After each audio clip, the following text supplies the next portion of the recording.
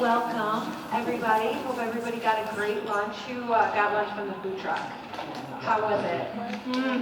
Good? All right, good deal. All right, I'm going to throw you a little bit of a curveball right now. So, if you did story time yesterday, can you stand up for me? Did anybody do story time yesterday? Okay. I know this is going to be difficult because you're eating your lunch. I'd like you to pack up your stuff, your lunch, and just switch tables. Okay. Sorry, no, just the people who did story time. Just find a new table.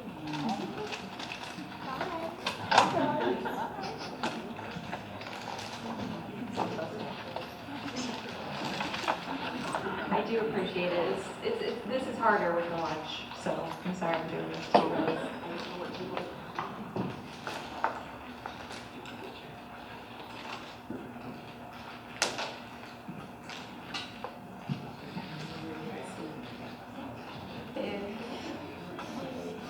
You had to travel north on 131 to get here.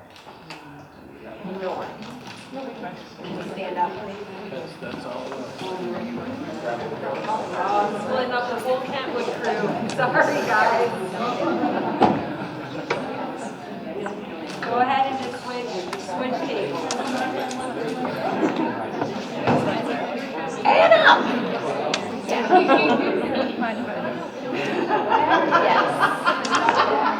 Girl, you really yelled at me. Love you.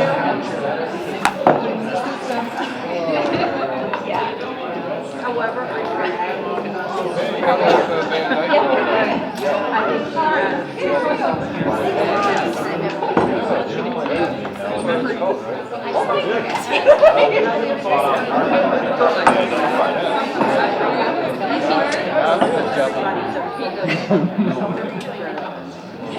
now we're going to take a minute to center ourselves because it's been probably a busy morning and we had to drive here and it's stuff going on, so I want everybody just to take a deep breath. Breathe in and then hold it for maybe 3 or 4 seconds. And then exhale. And as you exhale, imagine yourself melting into your chair. So all of the tension and stress of the day is just melting. Let's do it again. Inhale. Hold it. Exhale. And just melt. Let's do that 3 more times.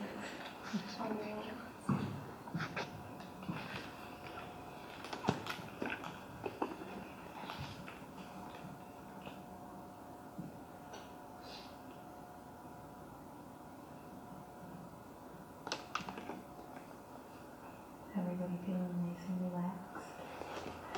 Okay, now let's practice just a little bit of gratitude. I want you each to think of 3 things that you're grateful for, either about your colleagues, your job, or KDL as a whole. Think of 3 things, and then I want you to share that with your neighbors. Grateful for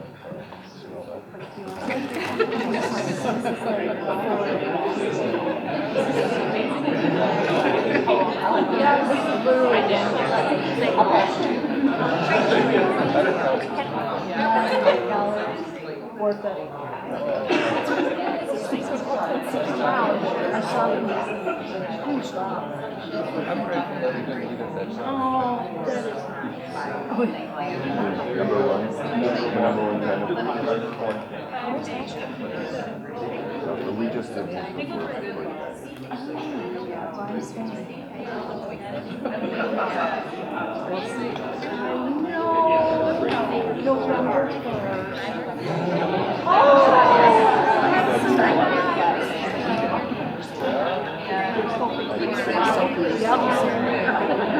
remember that we're I'm grateful that even though I'm retired from KDL, I still have a job. And I'm just great meeting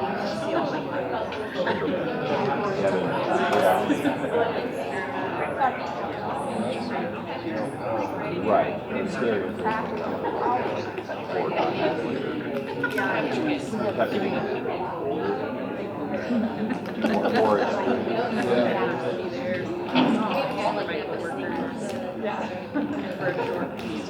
great. Did everybody get a chance to share? Good. Does anybody want to? I know, it's sorry. I'll just talk loud. Does anybody want to share out to the group? Any of their 3 things? I'm thankful for my coworker Melissa because she is all about outreach and she builds it all the time. And I am not great at outreach, and so I'm thankful that she is my coworker. Yeah. Building on each other's strengths. That's awesome. Anyone else? Bethany. Okay. I'm grateful that my manager is open to new ideas, and we're starting a gaming program on Monday night. Nice. Ooh, hey, when does that start? December. Cool. A gaming program? Yeah. I'm thankful that the majority of people who walk through the door are happy. Yeah. They get to see all your beautiful faces at the Plainfield branch. I was just going to say I'm grateful for my coworker Shannon because when I draw up these great ideas that require us to do more work, she picks it up and does it. All right. Nice work. Thanks, everybody. So I am extremely grateful for lots of things. I'm really grateful for all of you, for all the passion that you bring and all the expertise and all the joy that you guys bring to your work every day. I'm also extremely grateful to my colleague, Liz McChesney from the Chicago Public Library, who came here to share with us some wonderful things that they're doing at their library. And mostly, I'm extremely grateful to Kip and to the summer reading work group for the hard work that they have put in to creating Summer Wonder, which you're going to learn more about today. I want to let you know that getting to this point has involved a ton of research, training. They went to summer reading or a summer learning conference where they learned a lot. They did site visits and spent some time with the folks at the Chicago Public Library.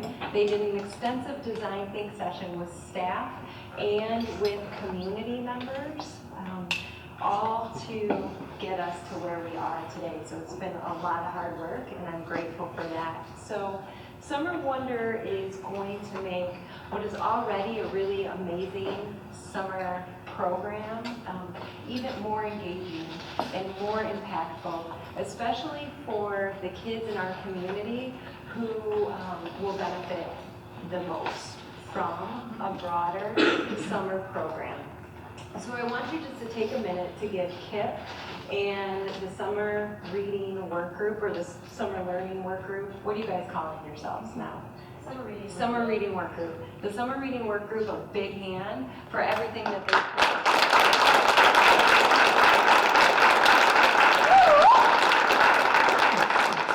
And also the KDL lab work group as well, because they're working hard.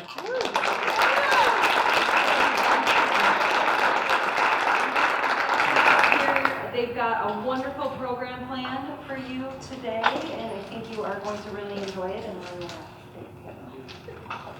So the microphone is kind of working? It's kind of working. I'm going to go and All right. I'll see what I can do. Here, even if it's not doing anything.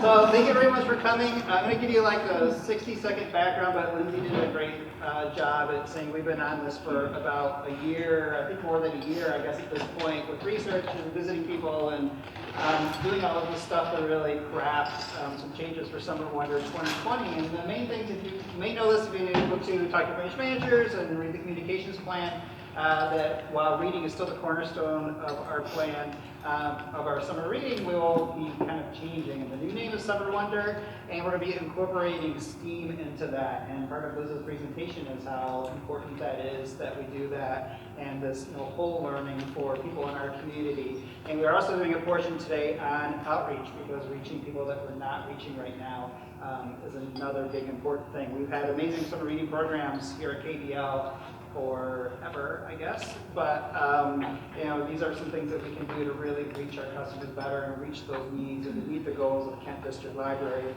And one of the major things that was great that really built how we built this is that we met with Liz McChesney in Chicago Public Library. They gave us a whole day to ask a zillion questions, and they did not get tired, or at least act like they were tired of our questions, because we really just peppered them all day long and just learned from each other. And they've been on, you know, they started this journey 6 or 7 years ago, right? So this is great that we get a chance to learn from Liz in Chicago and kind of how they went through that process. So we're really excited, and please welcome Liz.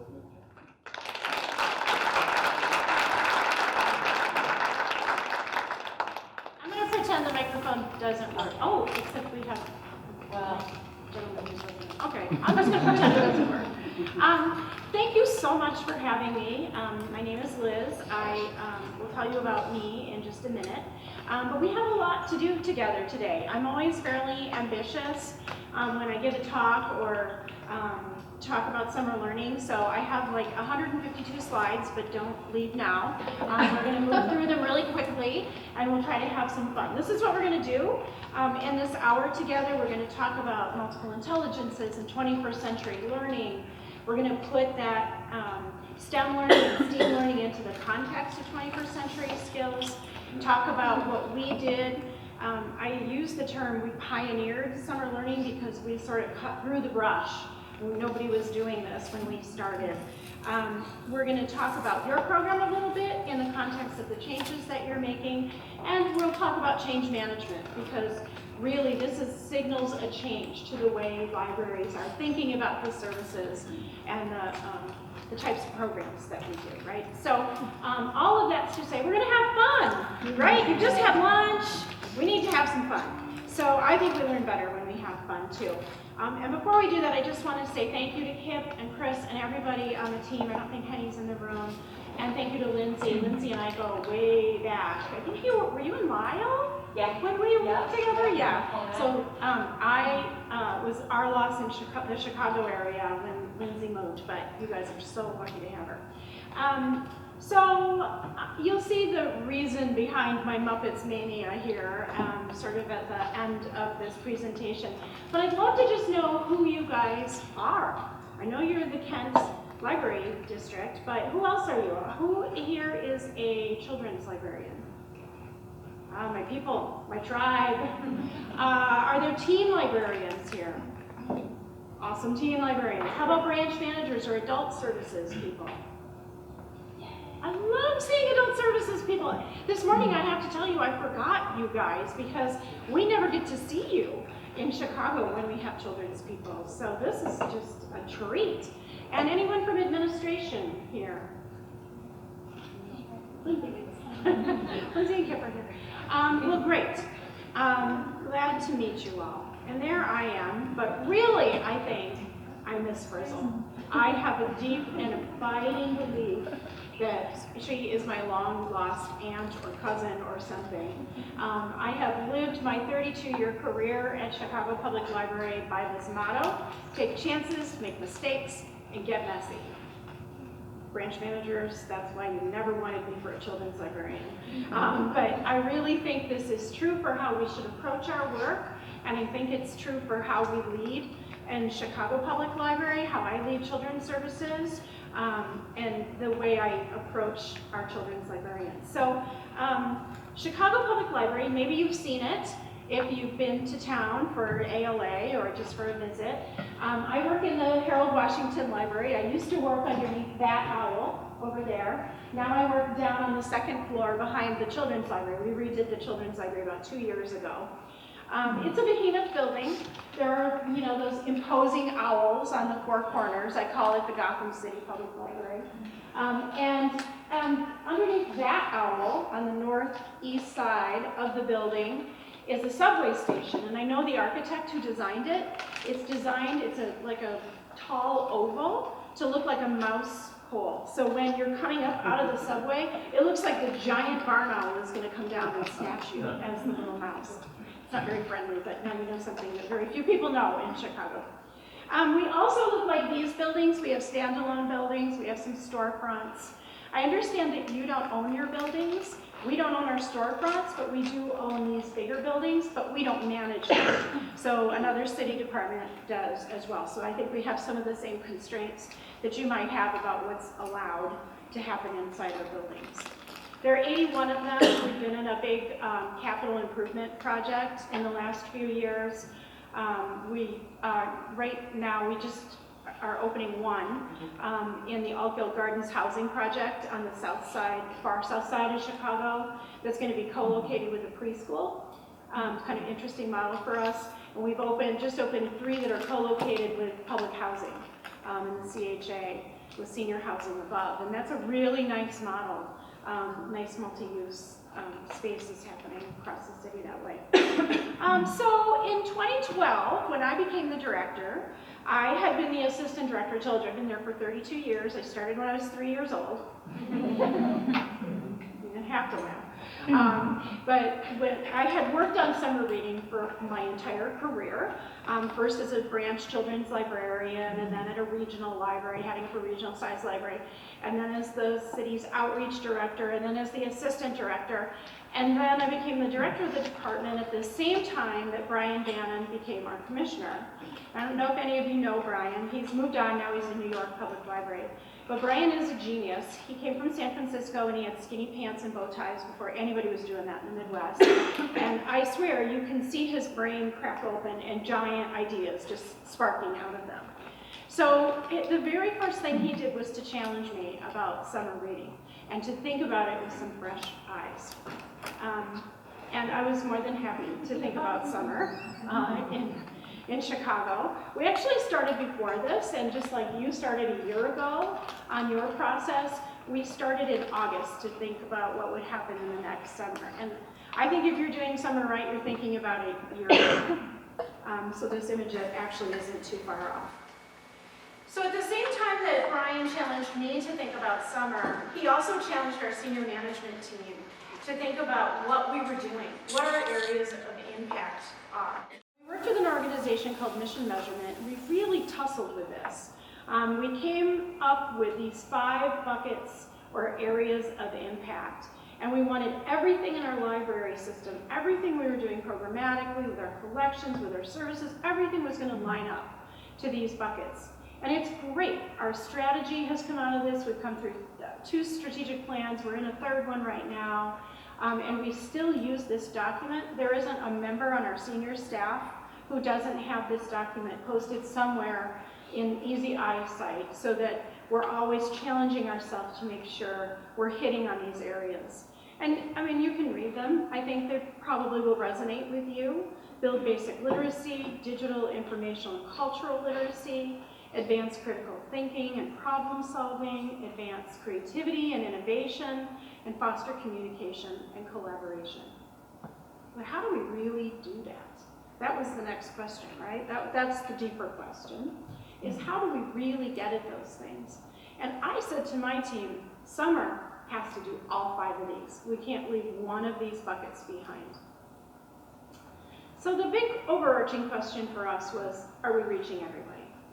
I'm sure you know the children's librarians will know the Dominican University study that Susan Roman led in about 2010. Pretty seminal piece of research around summer that showed that predominantly in libraries across the country, summer reading appeals to, or the primary demographic, are white middle-class girls. Are we reaching everybody? In Chicago, we have 85% of our public school kids live in poverty. 60% of the district are children of color. And we knew that in a program that was reaching 50,000 kids, I thought that was pretty serviceable for our program, 50,000 kids, that if we were reaching 50,000 kids and we had 400,000 kids in elementary school, we were by far not reaching everybody. So we started a real sort of research process to think about what it was that we needed to do in our program and how it was that we could reach kids we weren't reaching while thinking about those areas of impact. So one of the first things I did was I took to the road and I did focus groups. It was really fun. I had donuts and chocolate milk and talked to kids and parents in libraries. But then I thought, well, those are people using libraries. I heard a lot of really interesting information. I just redid focus groups this past summer, like in August. It was fascinating. Everybody says we're on the right track now. They didn't say that then. But I also did focus groups in places where kids were not in the library. So I went to parks. I went to some schools who had summer school and stood outside, like with, you know, in Snoopy, how Lucy has a 5-cent psychiatric help booth. I had a little booth kind of like that, you know, like give us opinions about what the library could be doing for you. Wow, was it eye-opening. And in one of those focus groups, this little boy, he was like perched on a chair, kind of like a bird, said, I don't like the library because I only want to do what I want to do. Isn't that perfect? That sums up what every kid thinks. It sums up what I want to do too, personally. But it also felt like a real mandate to me to think about how to put youth voice into summer reading. And of course, we were thinking about equity and equality. We know more about this now than we did in 2012. I'm sure you've seen this image and are challenging yourselves around equity-based programming. But we knew we needed to better resource parts of Chicago that really had been historically underrepresented and underserved. So in a city as segregated as Chicago, it's not just our violent crime that's an issue, right? It's all these other things that wrap to the top of the poverty. And that to me felt like another huge mandate for our program. So we formed a mobile outreach team. Now I was lucky because I could find resources to do this with both Brian Bannon as my commissioner and Ron Emanuel was our mayor. He had seen the bio bus in New York, which was an old school bus. Have you heard of this? It's an old school bus that I think the public school system in New York converted into being a biology lab, a mobile biology lab, and they drive it around to the public schools, and they do biology experiments out of this old school bus. Well, we had an old bookmobile, and we thought, oh, you know, the Miss Frizzle in me was like really ecstatic about this. I thought, finally, my favorite school bus is here. So the city mechanics, they have a whole big name, drove the bookmobile off to see if they could repurpose it for us to become some sort of a learning lab. And they never called me back. I just kept calling them, and finally the guy answered. Months went by, and he said, nobody should ever drive that bookmobile again. So our hopes were sort of dashed, and what we did was we took old vans that the city used to follow garbage trucks, like the streets and sanitation department had these vans, and they said, well, we could clean those vans up for you. I thought, oh, great. But we did. We got 5 vans, and you know, a little bit of stardust. We wrapped them with really adorable art, and we created the STEAM team because we were just starting this whole process of STEM that we're going to talk about. And the STEAM team are early childhood folks who go out and do STEM and early childhood programming in really unsuspecting places, but places where kids are every day, like grocery stores and laundromats and WIC centers and pediatricians' offices. And we did that based on an equity lens, looking at where we knew there were book deserts, where we knew there weren't opportunities for kids to be able to walk or where it wasn't safe, and we still to this day target our services that way. We also, in our research phase, kind of stumbled across Howard Gardner's work in the theory of multiple intelligences. You all know about this theory, right? It's been a little controversial in the educational world. It's not a be-all, end-all, but essentially, if you distill it down to the meat of the nut, it says that we learn in different ways. And I think we could all agree that there's no group of people seated at any one of these tables who all learns in the same way, right? How many of you are visual learners? How many of you are auditory learners? You need to hear something. How many of you need to write to learn something? There are different styles and different approaches that suit our learning styles. So this became important for us in thinking reading and the way we were approaching reading. Read anything you want. You saw the book folder from our old program, which was exactly that. It was a folder and kids wrote down the titles of the books they read. They read either 10 chapter books or 25 picture books. They got a t-shirt and then they were done. I saw it with my own kids, and then they were done. And so this was a new way of thinking about what is it that we can do to approach kids with different kinds of learning styles. I only want to do what I want to do. And of course, the 21st century skills that became really critical to us kind of kept, I feel like, you know, sometimes how you feel like you keep getting a message sent to you over and over again. I felt like this was that. I got hit over the head with 21st century skills. I didn't really know much about it. I don't know if you do. A lot of librarians really don't. In around the year 2000, a group of businesses and educators and just smart cookies from around the country started thinking about what it was kids would need to be successful, what we'll all need to be successful in this new millennium. And, you know, it really recognizes that we're in this huge revolution going on. This thing is not going to go away from our hands or from our kids' hands. But it signifies something more than just a device or a way to call for a pizza, right? It's all about a different way of thinking and the new skills that we need to support kids in the middle of this kind of revolution. So they came up with this framework that has foundational literacies. Notice literacies, they broadened the definition on literacy. We'll spend a minute on this in another moment. And then the competencies that kids need to be successful, and the sorts of characteristics like grit and persistence that you hear a lot about. Now they're kind of buzzwords, but when this first came out, that wasn't the case. IMLS, our friends at IMLS, distilled the P21 framework into a document for like libraries and museums. And they came up, they like refined it for the kinds of learning that happens in our spaces. And one of the things that they said is that in the 21st century, when learning happens, the line is blurrier. It's not just school, and what happens out of school doesn't matter, right? What happens out of school, we know, is just as critical as what happens in school. In fact, it's now estimated that 93% of a child's time is spent out of school. Learning outside of school better matter. So IMLS really, I feel like, just created this slant just for us in our world. And one of the things that they really emphasize for libraries and museums are these 4 C's of 21st century learning. I think we could all agree that this is pivotal for us, right? The way we think about critical thinking and helping kids, helping all our patrons think about what news is valid. Is there a bias to an article? The creativity that we need to survive in this world now is a different kind of creativity, but it's just as important.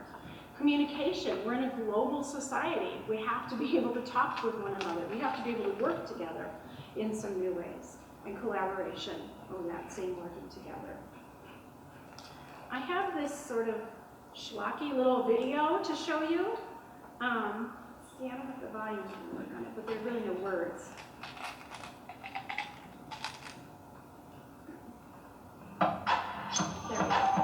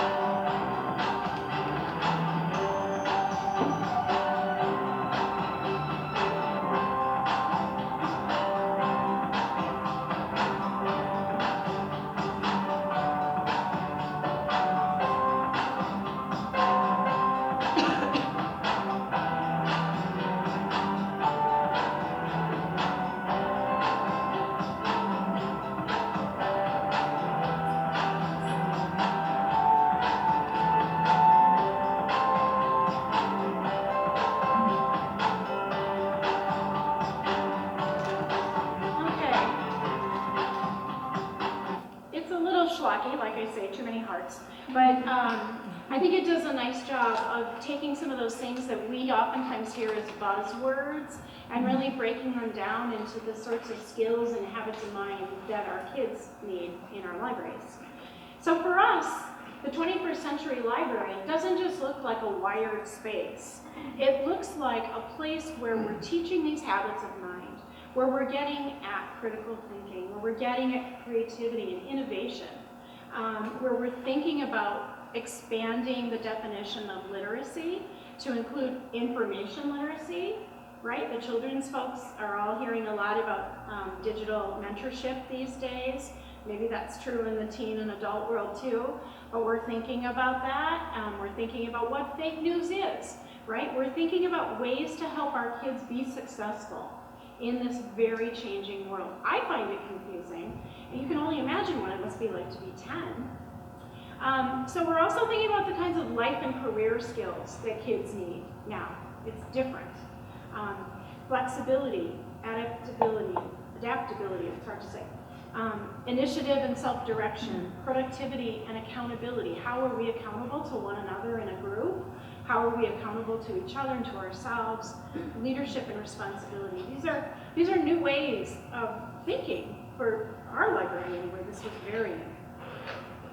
So we're going to try it. And on your tables, you have a little plastic cup. Before you do anything, you can pick up your cup. So let me give you all the directions, and then I'm going to repeat them. And then you're going to have 2 minutes to accomplish this challenge. So rule number 1 with any STEM experiment, don't eat the experiment. You don't know where these worms have been. They may have been used this morning, so don't eat any of the worms or the lightsabers. Your job is going to be to work in a team, not on your own, but to work in a team. So you have to know everybody at in your team. You have to divide yourselves into a team. That's your first step. And then you have to make friends with those people in your team, because everything starts with hello. Everything starts with a basic introduction and knowing someone else. A million things can come from that. If you'd like, you can name your worm.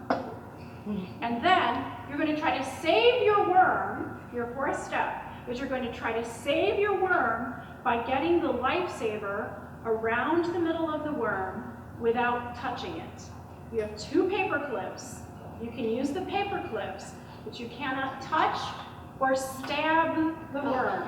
The worm is your friend. Oh, well, you guys are already going to stab the worm. Okay, you can use the paper clips to touch the worm, but you cannot use your hands to touch the worm or the lifesaver. Shall I repeat that? First, you're going to work in teams. You're going to introduce yourself to everybody on your team. Then you're going to take your 2 paper clips, your gummy worm, and your lifesaver worm, your gummy lifesaver, and you're going to use the paper clips. You can also use the cup if you want, to get the lifesaver around the middle of the worm and save the worm. And you cannot stab the worm with your paper clips. You cannot touch them with your hands. Yes. Work together. 2 minutes. Don't go fast.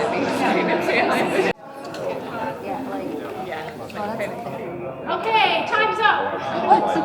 How'd you do? Who did it? Yay! Look at this. I saw awesome examples of communication at this table. First, we're going to do this. Then you're going to do this. You guys were really working together and communicating and collaborating.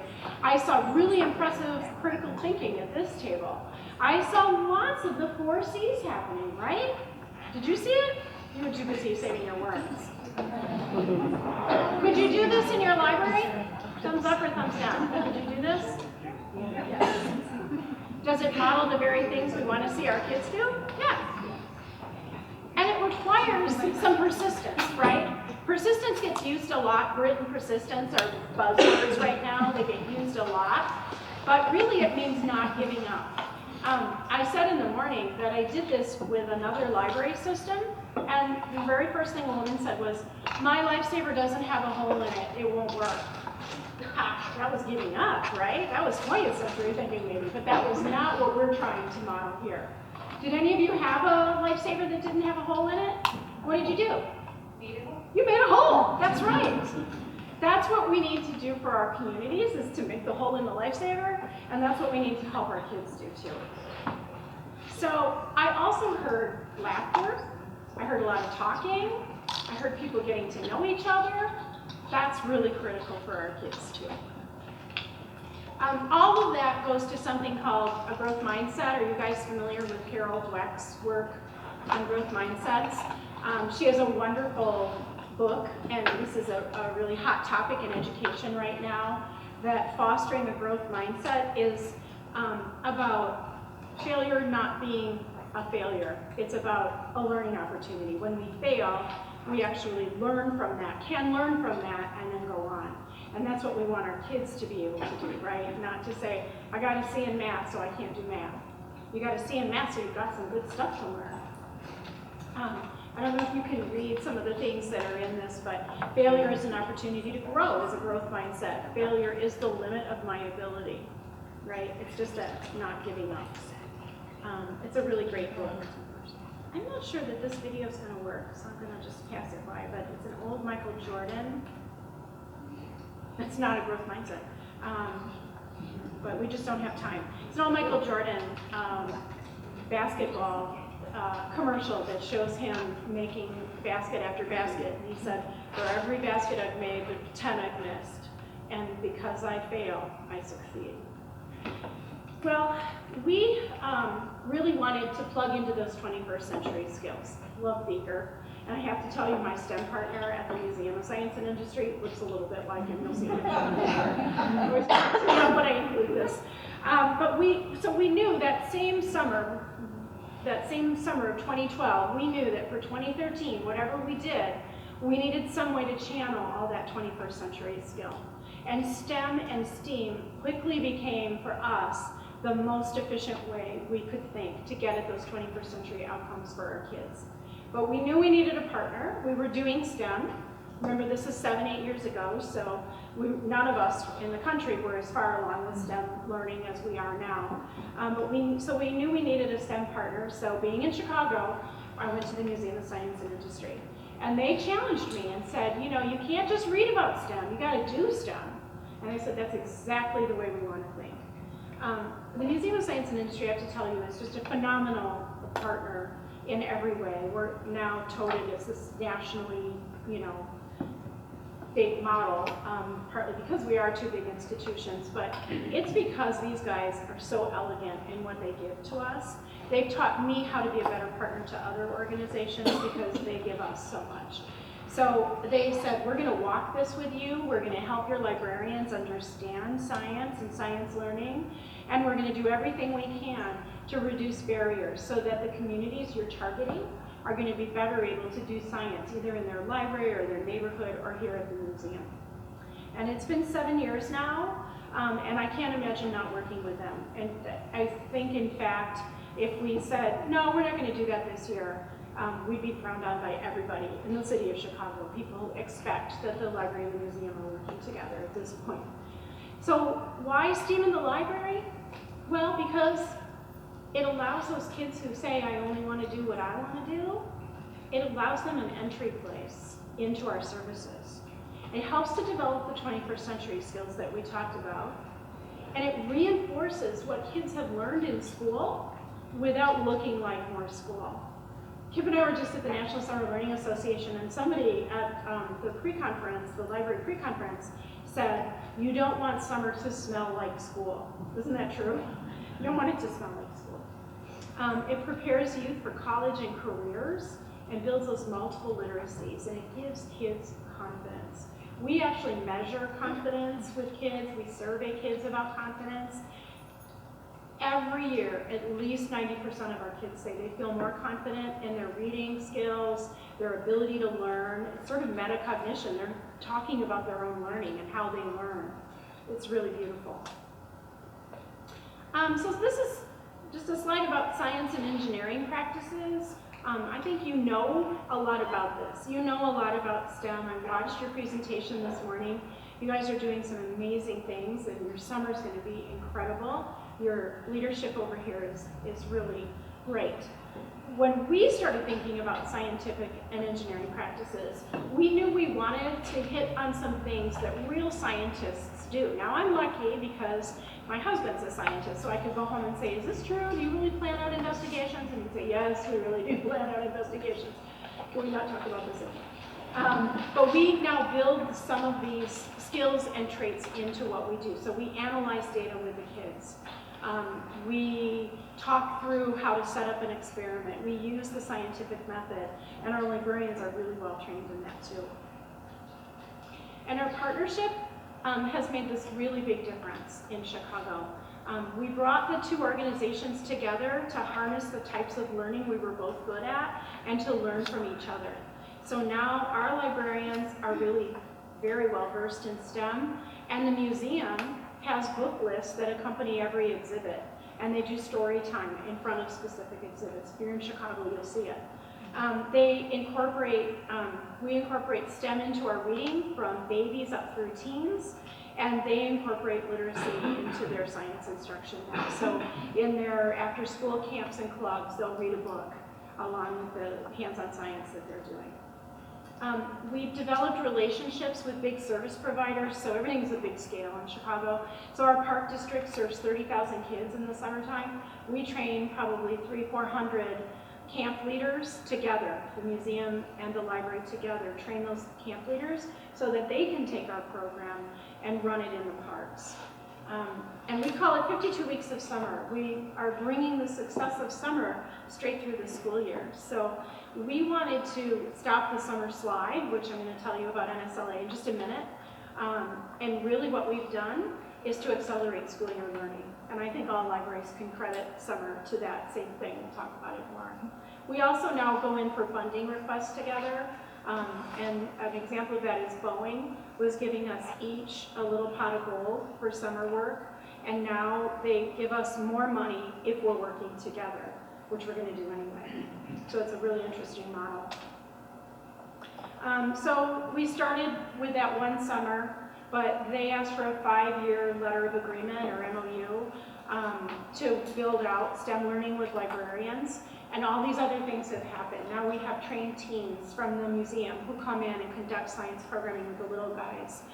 We have science nights, we have science clubs. We have a new grant from Urban Libraries Council that they're partnering in with us. We put science and literacy kits together, and we put them out into places and communities where we know families can get them, where the access, the barriers are reduced for access. And long ago, I just think everybody who does STEM needs to know this. Long ago, these two science guys, John Bake and Paul Dusenberry, were looking at libraries. They were researching us. And they were researching us as the great place for informal STEM learning to happen in communities. One of them, I'm not sure which, I think it was Paul Dusenberry, said, you know, libraries are the original STEM hubs. Benjamin Franklin was doing scientific experiments in libraries long, long ago. But they identified these 6 strands of science learning, and you can see kids move through these. This is important for me when I'm evaluating programs to look at this. Are kids understanding the scientific enterprise? That's like the 4th one. Are they understanding what it is that we're set out to do? Can they talk about it? Can they identify with it? 95% of children of color do not identify with being a scientist. They won't even put a lab coat on. So now we put little lab coats in our play areas, and we have lab coats when we do middle school science, just so kids can feel like a scientist, so that we've reduced that resistance to what it feels like or who it looks like does science. And we can do that in our neighborhood libraries because we're serving kids who maybe didn't come to us for science before. And we do a lot of professional development. So there's some of my crew. This was early on. This was probably that very first year. Launching catapults in a classroom at Museum of Science and Industry. I was told that they would never launch catapults again. I don't know what we did, but I mean, I know some stuff flew, but I would think that's what happens with catapults. But we are there probably 3 times a year. They're with us 2 more times a year. Our staff gets about 40 hours of PD every year with the Museum of Science and Industry. So it's very deep learning. So consider this. This is an Alvin Toffler quote that I really like. The illiterate of the 21st century will not be those who cannot read and write, but those who cannot learn, unlearn, and relearn. Learn, unlearn, and relearn. You ever tried to program a new phone or a new television? You have to learn, unlearn, and relearn, right? And again, broadening the definition on literacy, we are purveyors of literacy in our libraries, but the IRA, the International Reading Association, said that the definition of reading has to expand in the 21st century. Everyone is saying this, right? From the P21 people to IMLS to International Reading Association, that reading is about one kind of literacy, but literacy is about technology. It's about understanding the world we live in and having the dispositions and practices to comprehend and use a wide range of print, non-print, and digital text with multiple purposes and with multiple audiences. It's a mouthful, but if you think about it, that's exactly what we do in our libraries now.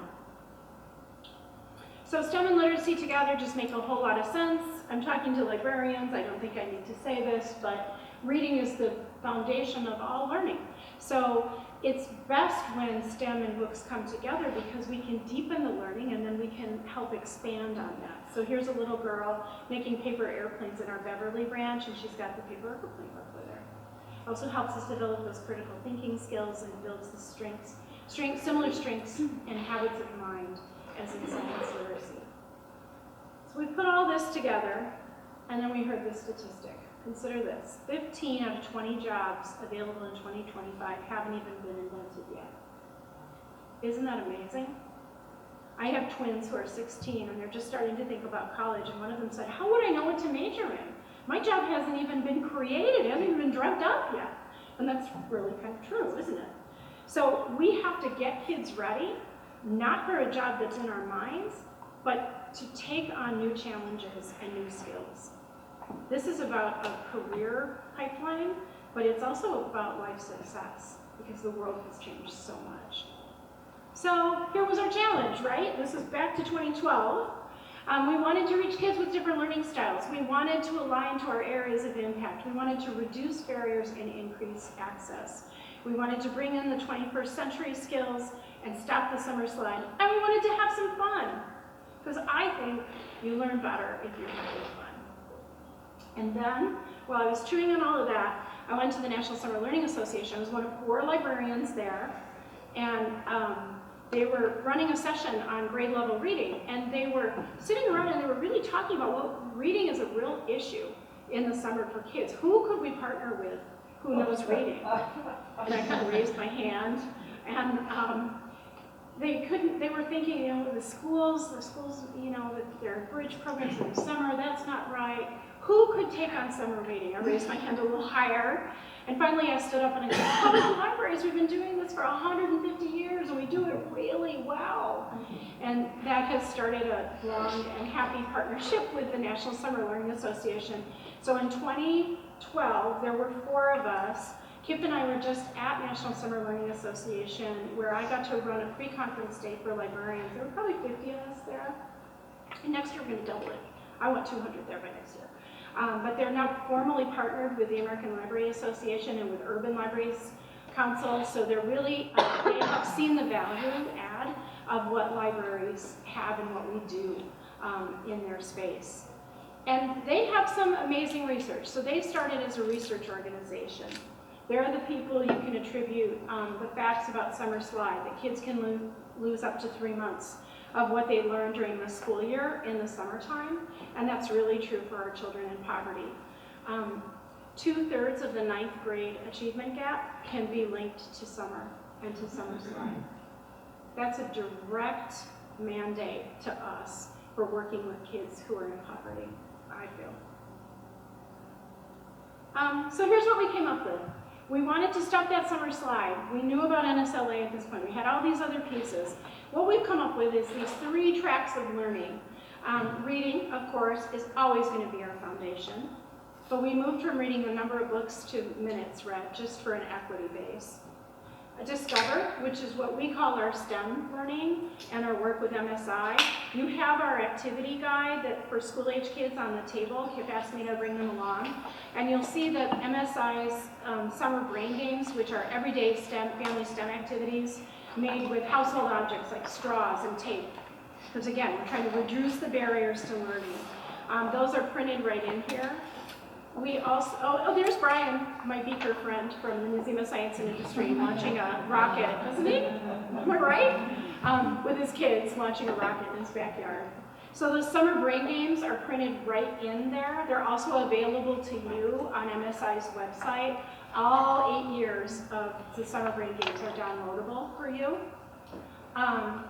We made friends with the guy who writes the jumbo puzzles in the newspaper. He's a Chicagoan, and he has this game.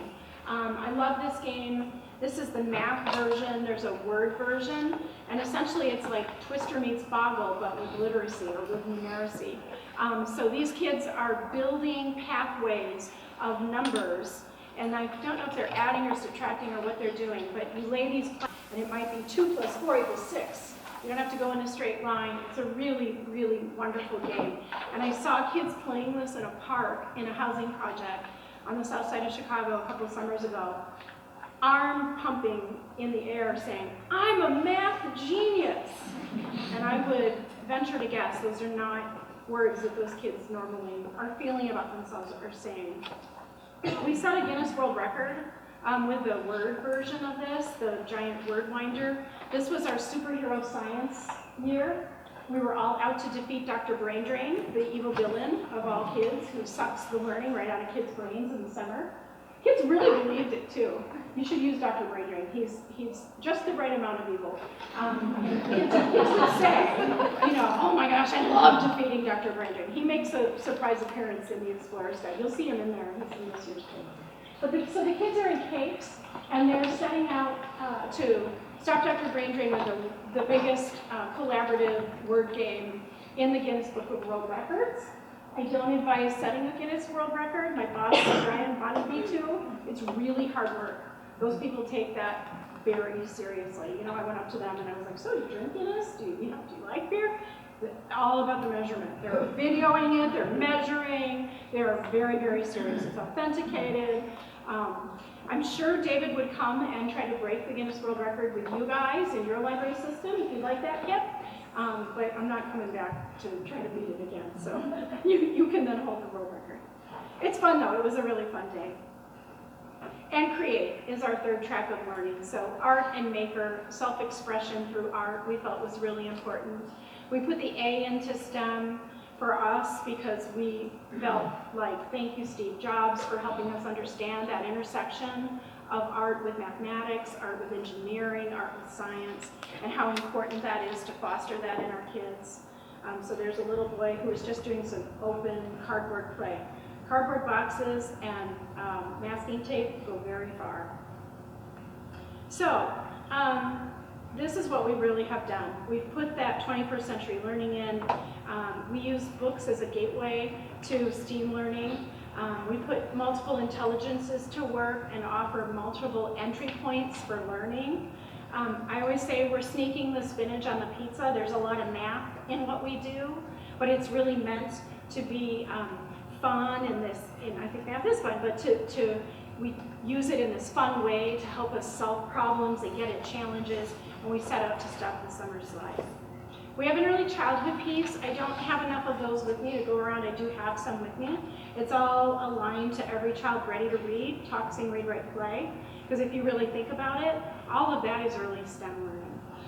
The playing is really STEM learning. It's about wading into ambiguity and not knowing what will happen. That's what happens when a child plays, and that's what happens when we take on STEM challenge ourselves. We have a parental engagement piece, so we ask parents to reflect on learning that they do with their child, and every year we get thousands of these forms back.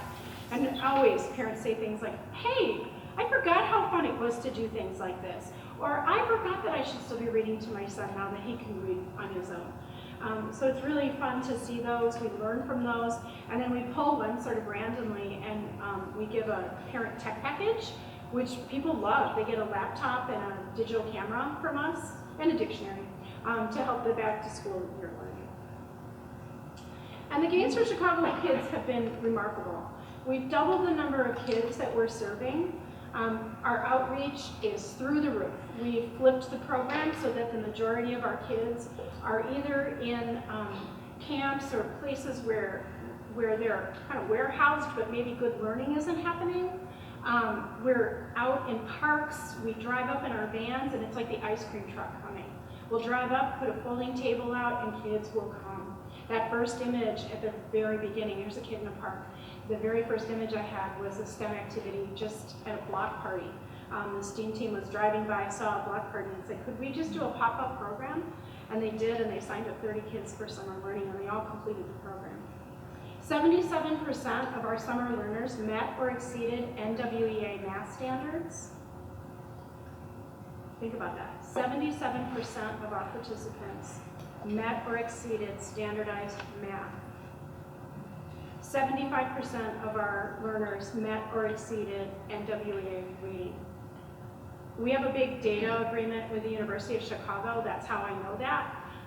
And we're able to look really deeply at what kids are doing, and they can strip out all other things. So they're not at mathnasium, they're not at chemistry lab, camp. They're just participating in the Summer Learning Challenge, and they're seeing 15% greater gains in reading and 20% greater gains in math. Isn't that amazing? One of those questions? Just how'd you work around privacy with that data collection? It's the university has an agreement with Chicago Public Schools. Everybody has trouble with working with their schools and getting data. And you guys are doing, Barbara did a really amazing project while she was in library school from your system, and is now working with your district and university, right? Yeah, we're going to do a pilot at just one Catholic school next summer and work with KISD and see how we're still working on it, but yeah. Yeah. So the schools have given the University of Chicago access. It's all randomized and anonymized, so I can't tell what your kid is doing, or you can't see what my kid is doing.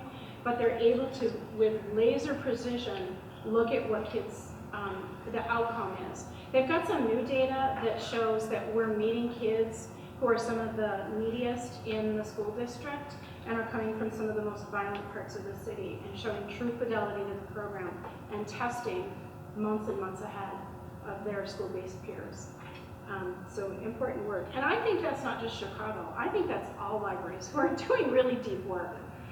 We can all own that. So you've already done this. You're already repositioning your program, but here are some tips of mine. Inventory your program strengths. Think about what you do really well and articulate what your goals are for change. And I would say do that with your public too.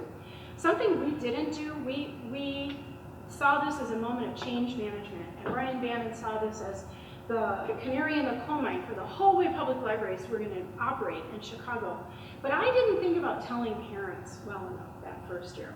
So parents were saying, what happened to summer reading? Where's the reading? And then we had to quickly go back and say, oh no, the reading is still there. So accelerate what you're doing, but don't forget to bring your patrons along with you. We've seen that with play too, and I know you guys are putting play spaces in. But we see one of the biggest barriers to really effective play in our libraries is that parents don't think it is allowed. So they'll come in and they'll say, no, leave the toys there, leave the blocks on the shelves. And we don't want that. We call it the sound of learning. We want our libraries to have this, joyous activity in them. So you have to really bring your patrons along. Align your program goals to the strategic vision of your library and the areas of impact that you want to make for your communities. And communicate your vision up and down. That's what you're doing today. I love this, that you're all here together. And change is hard. This is hard work. It is not easy. So celebrate your victories and think about what's hard and think about how to reduce what's difficult for yourselves and for your staff. And then find those local experts in your tracks of learning to help you build capacity. So you don't have MSI in your backyard the way I do, but you have vets, right? Or you have nature centers, or you have a zoo, you have all these other people who are doing STEM in your communities. You have an auto mechanic. There's a librarian in the UP who actually has a mechanic color-code an engine, and then they break it apart, and then they put it back together in the library. It's really incredible. Another librarian in Wapaco, Wisconsin, said that A in STEAM for them is agriculture, because it's all farmland. And so they do these hackathons to help kids figure out how to hack into the computer systems on their parents' tractors, because they're all trying to figure out how to get around those big upgrade packages for the tractors. So find those local experts. Oh, and another librarian, a rural librarian, brings in a plumber, and they actually take apart a toilet. It's a big Captain Underpants initiative. And then they take apart a toilet and put it back together. Come on, who wouldn't be fascinated with that? So it's summer, but this is also change management. And you have to know that change management comes with sort of the engineering design challenge. You have to iterate, you have to try it again, you have to assess what's successful, and you have to be willing to say, okay, maybe that didn't work. It's the growth mindset. You have to be able to put that into play for yourselves. Change isn't easy. You're going to hear some things. I think I put this slide in before I heard this morning's presentation. I think what you've done, I said to kids, it's like the next logical step for you guys. It makes so much sense. You've been so thoughtful and so deliberate as a library system about how you're adding this, but you're still going to hear some things from folks. What if it fails? Why did you kill reading? Early on in this process, I was in Seattle, and the collection development people were in a session, and at the end, the head of youth services said to me, "You see that table over there? That's all the collection people. They're giving you the hairy eyeball because they think you killed reading." Nothing could be further from the truth. It's about making new connections to the reading, if you're doing it right. But you're going to hear these things because change is hard. Nobody likes change. I don't like change. Nobody likes change. I don't like science. I heard that for 3 years. I am not a science teacher. You can't make me into a science teacher. Those are the same people who, when Every Child Ready to Read came in, had me by the scruff of my neck saying, "I'm not a reading teacher. I'm not trying to make you a reading teacher or a science teacher." Because really, if you're doing STEM right in your libraries, it's like sitting at the reference desk. You don't know what the origin of the Byzantine gargoyle is, right? Necessarily, maybe you do. But you know how to go find resources to find out. I used to love to say when I sat on the adult reference desk, "That's a great question, let's go find out." That's what STEM learning is too. You don't necessarily know the answer, and you shouldn't. You're gonna learn with your kids. You're gonna learn with your patrons. Sometimes that can feel uncomfortable for us because we're used to being more in that facilitator's role, but now we have to become the Urban Libraries Council calls it the guide on the side. We have to be on the side just helping kids try and trying ourselves. And I think at base, Ms. Frizzle didn't say it, but a really awesome third grade teacher named Kayla Delter did. If it's right for kids, it's right. We can't deny the world is different now than when we all grew up, and that kids need these new skills. They need them to be successful. Our schools are really burdened. In Chicago, we're just coming off an 11-day school strike. We saw 22,000 kids a day in our libraries. We were doing a lot of STEM in our libraries. We know that the things those teachers were asking for are real. They're asking for school nurses and counselors and librarians. We don't currently have any librarians in our schools. They're asking for smaller class size. Those are real needs. But also, someone this morning told me that in a special ed 8th grade, somewhere near here, there were 39 annual assessments in that 8th grade classroom. 39 annual assessments. That doesn't leave a lot of time for messing around and having fun with gummy worms, does it? Or thinking about how to launch a catapult when you've got nothing but 2 jugs of milk and a yardstick. But those habits in mind are what our kids need to be set up to be successful. So keep that in your heart and your mind. If it's right for kids, it's right. It's more work for us, I won't deny it, but it's right for kids. It's an iterative process, just like engineering. You gotta try and fail. You're gonna go forward, you're gonna go backwards. But that's what STEM learning at base is, and that's part of what's so wonderful about doing it in the library. And here's why I had the Muppets in here all along. I love this quote from Jim Henson. If you take the fun out of learning, why bother? It should be fun, and it should be joyous for our kids and our communities. We can bring our neighborhoods together and our communities together. We've seen it happen in Chicago. We have this really funny middle school STEM thing happening now that's based on the TV program Chopped. And so kids they don't know what Chopped is, but they get a mystery basket and they have, 4 objects and they have to build something with it. And then the second level challenge is they have to bring in a library resource to go with that and to be able to describe it using a library resource. And we Skype each other across the city. So I have kids from Inglewood on the south side of Chicago, the community that gets the moniker Chirac. And we have kids from Edgebrook, where I live, and everybody looks just like me, having so much fun and collaborating and communicating together using that technology. And then we bring them together a couple times a year. And you know what happens? They go up to each other and they hug each other. Oh, I saw your airplane tag. It was so funny. If you're not having fun, why bother? So a word about data, it does not bite. I really approached that whole data relationship with the University of Chicago. Like, I don't want to know, I don't want to be associated with what the poor Chicago public schools can and cannot do. But what I found is that good data allows me to coach staff and to find new ways to help them. So data for us looks like logic models. I'm not going to really talk about them, but we survey really deeply. We go out to cars and ask people. We have folks who speak about 16 different languages who go survey. We'll go up to the parent who's only on the phone in the back of the room. We'll go to parents who aren't in the library and ask them what they see and what they want. We've been able to make big directional changes because of that. We have individual branch dashboards. Remember, there are 81 libraries. So every library has a little dashboard so they can see how they're doing against a norm for the whole system. And that's used to coach them. It's not used to evaluate them. They're all amazing, but it's used to be able to say, look, maybe you're not seeing as many 4th through 6th graders. How could we help you with that? Your neighbor does. Let's see, you have similar demographics. How can we help you with that? We have that data partnership with the University of Chicago. And then just something to think about as you go, we use the Dimensions of Success tool to evaluate our STEM learning. We've added a healthy shaking of social emotional learning into that and use some of the YPQ, the Weikert Center stuff to look at how our STEM learning is happening. That Dimensions of Success tool was developed at Harvard from the Pear Institute, and a couple of my staff put themselves through the training so we'd be certified. Now they like to tell me they went to Harvard. They keep asking me for raises because they went to Harvard.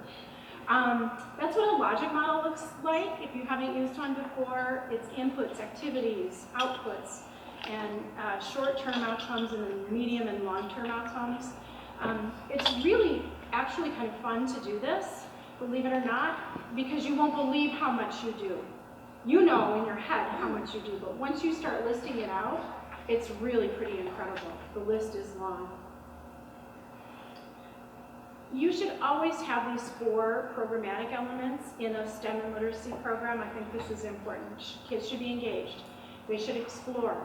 They should connect with one another. And they should articulate what they do. That articulation or reflection is really critical for good learning. It closes the learning cycle. So there's action, and then there's this reflection. And that means that they're able to describe what they've done or evaluate how it worked. You could talk about what worked and didn't work with your gummy worms if we had time today. They connect with one another, and they integrate what they know and what they've just learned into their bigger learning in their lives. So you don't have a STEM partnership, but here are my top 5 pieces of advice about all partnerships.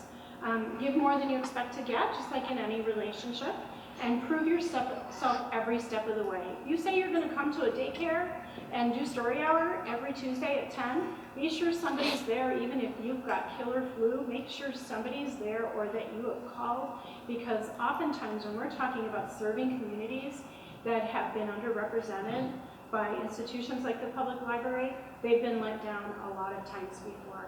So be good to your word. Remember, it's a journey and not a destination. I really don't know where we're going to go next with MSI. I know we're going somewhere, but I'm really not sure. I've got a few ideas, always have a plan, but you have to be open and flexible enough that a good idea can take you in a new way. And try again. Exercise your growth mindset in your partnership. And just remember, you can't always get what you want. You might have an idea of what you want out of that event or that museum, but maybe that's not what you're going to end up with. Maybe you're going to end up with something that much better. That's happened to me a number of times where I've had to let go of my preconception to get at what could really happen for us. So we have about 1 minute for questions. Does anybody have anything they want to add or say or questions? Yeah. So how do you work with, train, teach the teachers in schools? How did you get in? We, through a mayoral mandate, we had a hard time with our schools for a lot of years. I have one friend left who's been friends for 25 years, and she's in charge of libraries. We keep saying to each other, you can't retire. But last year, our mayor mandated summer reading for 3rd through 5th graders in 51 underperforming schools. And the schools said, we don't know anything about summer reading, really, but the libraries do, our friends at the libraries do. So they came to us. We trained their teachers, sent them with engineering design challenge kits based on children's books, and we got amazing results. Those kids have done so well coming back to school this fall. The administration at Chicago Public Schools is always sort of like a prove it to me group. And so now they've seen that this actually helps families. And so they've asked if they could double it for this year. So we're looking forward to 100 of those schools for the 5th graders.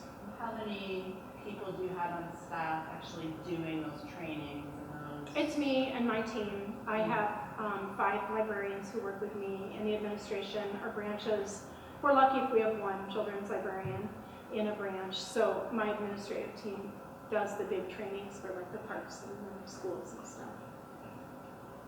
We work it in our spare time. Anything else? Well, I have one last thing. We went on a bunch of words. I just want to show you. Is it down here, the video? Might have gone away. Maybe I can't show you. Okay, Kip's gonna come save the day. We just made this little video about our program, and there's some really adorable kids in it. In a minute over time, so I don't know if this will work or not because it's a big download. Here. Nationally, summer is a time of great inequity for children. That means they don't have the same access to enrichment programs across their city. If you don't keep reading, if you don't keep thinking, if you don't keep engaging with knowledge, then you actually slide backwards. This kind of loss summer over summer, especially with our most vulnerable children, is a great contributor to the achievement gap in our country. In Chicago, we set out to stop the summer slide. And we're doing that through broadening the lens on 21st century learning and keeping reading the foundation. Get better and better so when I grow up I'm very good at reading and I can read to my children. That's Vikram. He's 8. Partnership with the Museum of Science and Industry is integral to the success of the Summer Learning Challenge. The MSI intern program, they run science activities with younger kids. Also grow in their leadership and give back to the community. Librarians were not cool. The 15-year-old who they're hanging out with, that's cool. It's just a fun, neat way of getting the kids to realize that, hey, there's science in everything we do.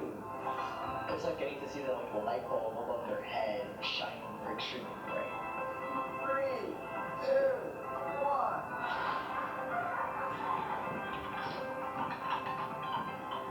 We're now serving 100,000 kids, which is a 50% increase from 2012. Chicago Public Library won our Founders Award for exemplary summer programs because of the work that they have done to bring community partners together, to really track outcomes, and to put the fun into summer learning. Libraries across the country are lining up behind this work. There's no dip in learning, there's no slide, it's a constant. I love about the library that it prepares me to be a better reader at school. I learn a lot of science by reading books, and I like telling my friends the facts that I learned. They almost always listen. You just see sparks that you haven't seen before, you hear ideas you haven't heard before. We love to see how kids come together across the city, side by side, to solve problems and to do it in this joyous way. And it happens at the library. The Summer Learning Challenge prepares me for good learning in school so I can be the best and top student in the class. Thank you so much. I can't wait to come back and see the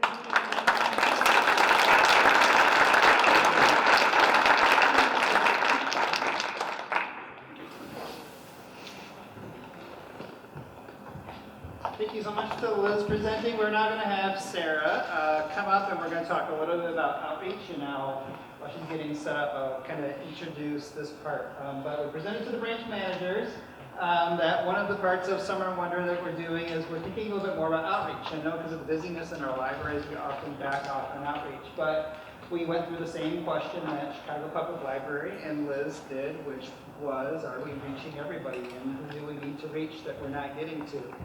So we're going to start today, basically, starting to think about that process. And what our goal is in Summer Wonder 2020, that each branch will identify one place in their community that they haven't reached out to before to do 1 or 2 outreach visits during the summer. And that's how we're going to get this started and reach out more to those communities that need us to reach out to them that can't get to us for whatever reason. So today we're really going to start this brainstorming and just starting to think about what possibilities that could be. Sarah is going to lead us through that. And then, please take those ideas back to your branch, start talking to your coworkers, start talking to your branch managers about it, because they're kind of expecting that we're going to start having this conversation over the next few months about, again, what will be good places for students. Oh, I don't know. Thank you very much, and it's good to see everyone. There are some faces there that I don't know, so I'm going to just say my name, and I work in the Community Engagement Department. I'm Sarah Bolaño.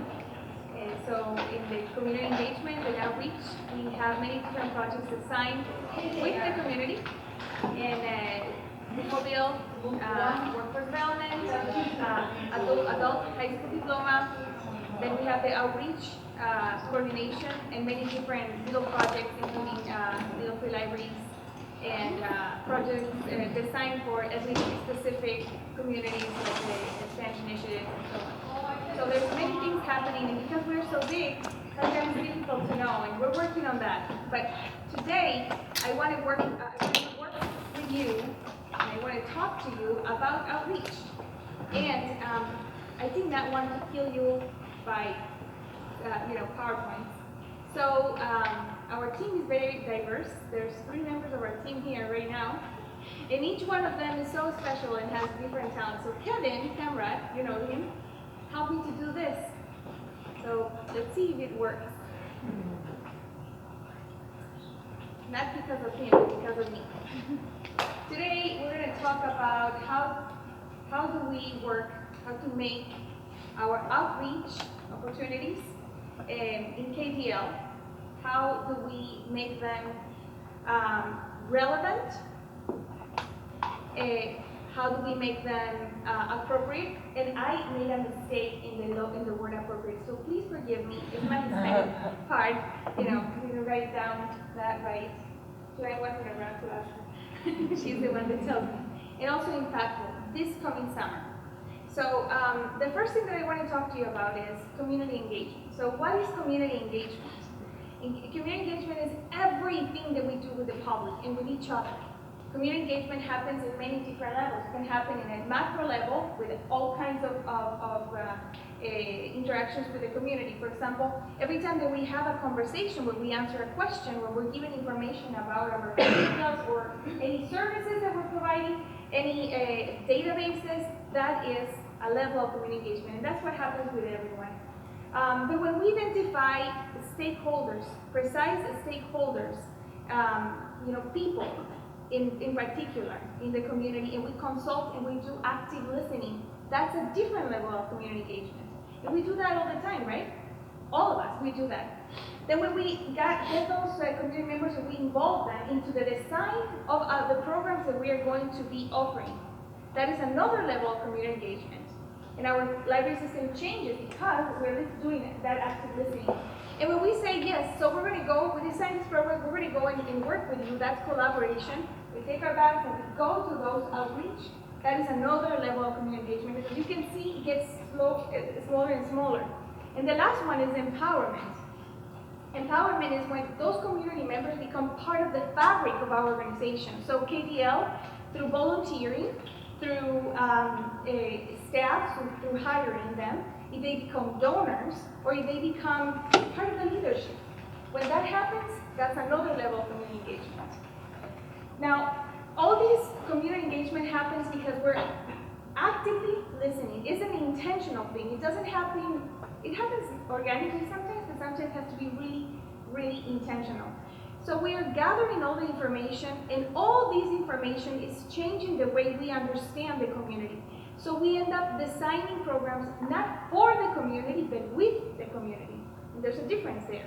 Because when we design with the community, we respond directly to their needs, and we understand us to be part of that big, huge community.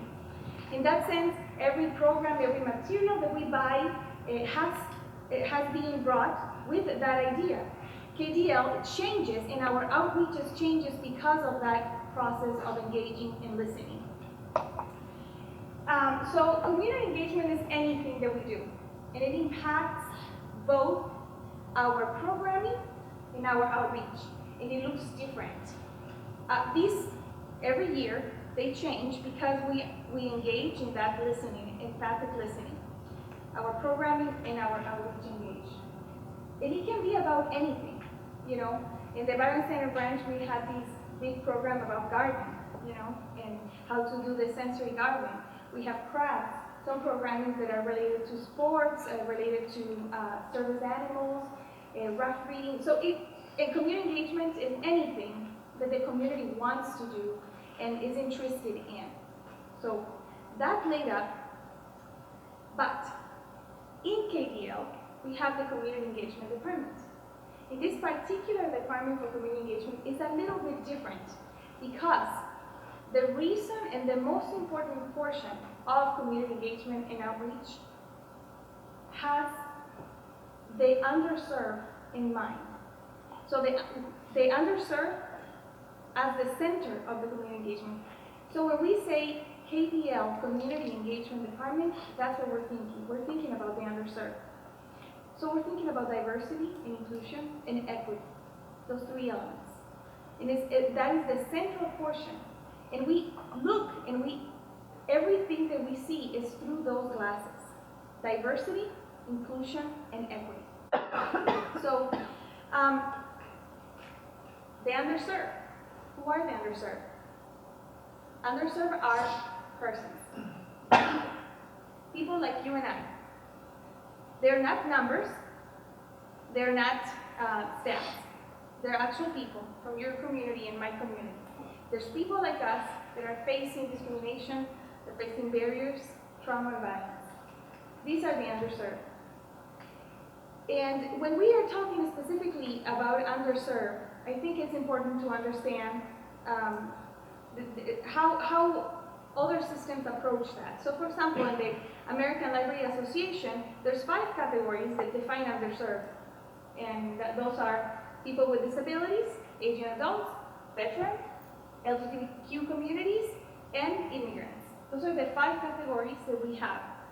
Nevertheless, in KDL, the underserved have 3 things that I'm going to repeat them that I just mentioned. They can be in, it's a conglomerate of situations that the person faces. So the first one is discrimination, the second one barriers, and the third one violence or trauma. So when we are discussing underserved, we have to understand that there is one silver lining for the underserved, and that is poverty. And over there, you can see that I am I'm putting the Maslow pyramid. The Maslow pyramid you are familiar with the Maslow pyramid? So when we're talking about underserved and poverty, the underserved function in the lower part of that pyramid. It's survival mode. And if we are designing programs, we have to think like they think. How are they understanding their situation? And if we're providing only materials or resources that have to do with entertainment, we're not making a dent. We're not responding to their needs. So basically what I am saying is, when you are searching or thinking in your community, in your local branch, okay, what does this mean for my community, for my local branch, and from the area of service that I work with? When you are thinking about your community, there might be communities that you are serving already, that you know that they are there, and that you're already approaching and serving. There might be other communities that you know they exist, but you're not engaging with because of whatever reason. And the third thing is maybe there's communities that you don't know about. You just don't know about. So that is what we call your service area mapping. Do you know what is around you? Do you know those communities, those pockets of poverty, and are you reaching them? Thinking about where we can find or ideas of pockets of poverty where all these factors converge.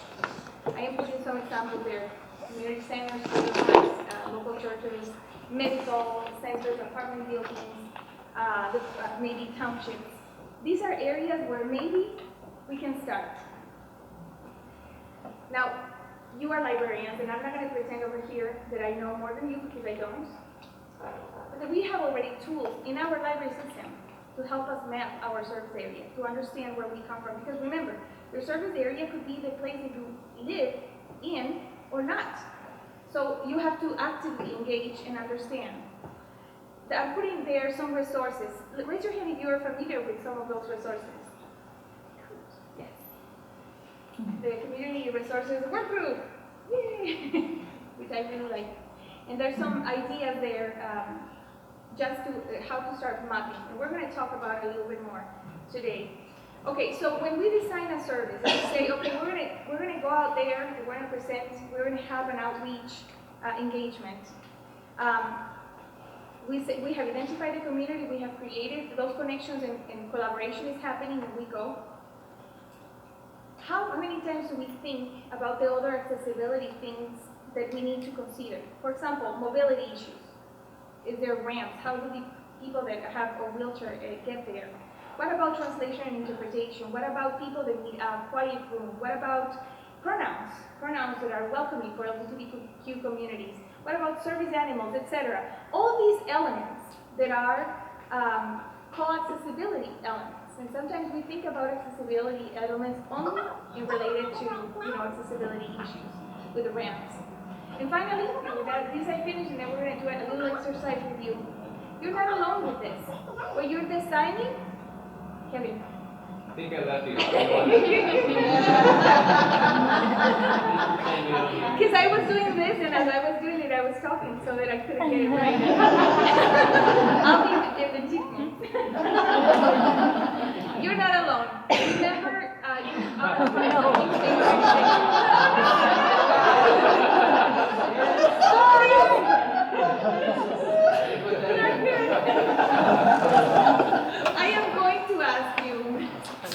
I am going to ask you now to go to, do you have your cell phone with you? I'm going to ask you to go to, take your cell phones out if you have a smartphone, and let's play it, see how we do. Go to www.menti.com and write down that code. There, you have done this before, right? No? Yep.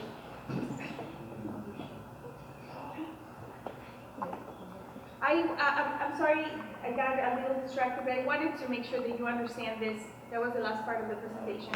You're not alone. You can partner with us.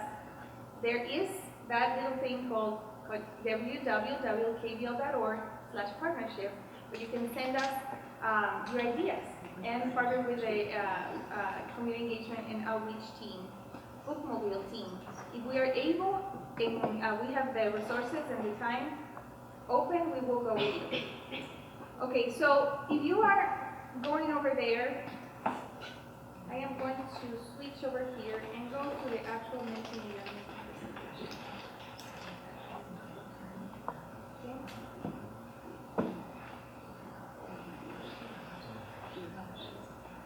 Okay. Wait. I did something wrong.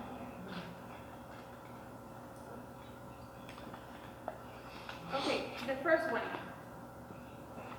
What resources? No. Okay. Which underside affinity?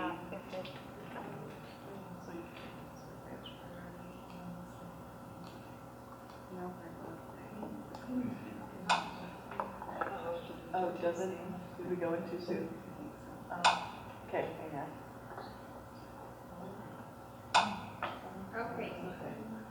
going to go to the center.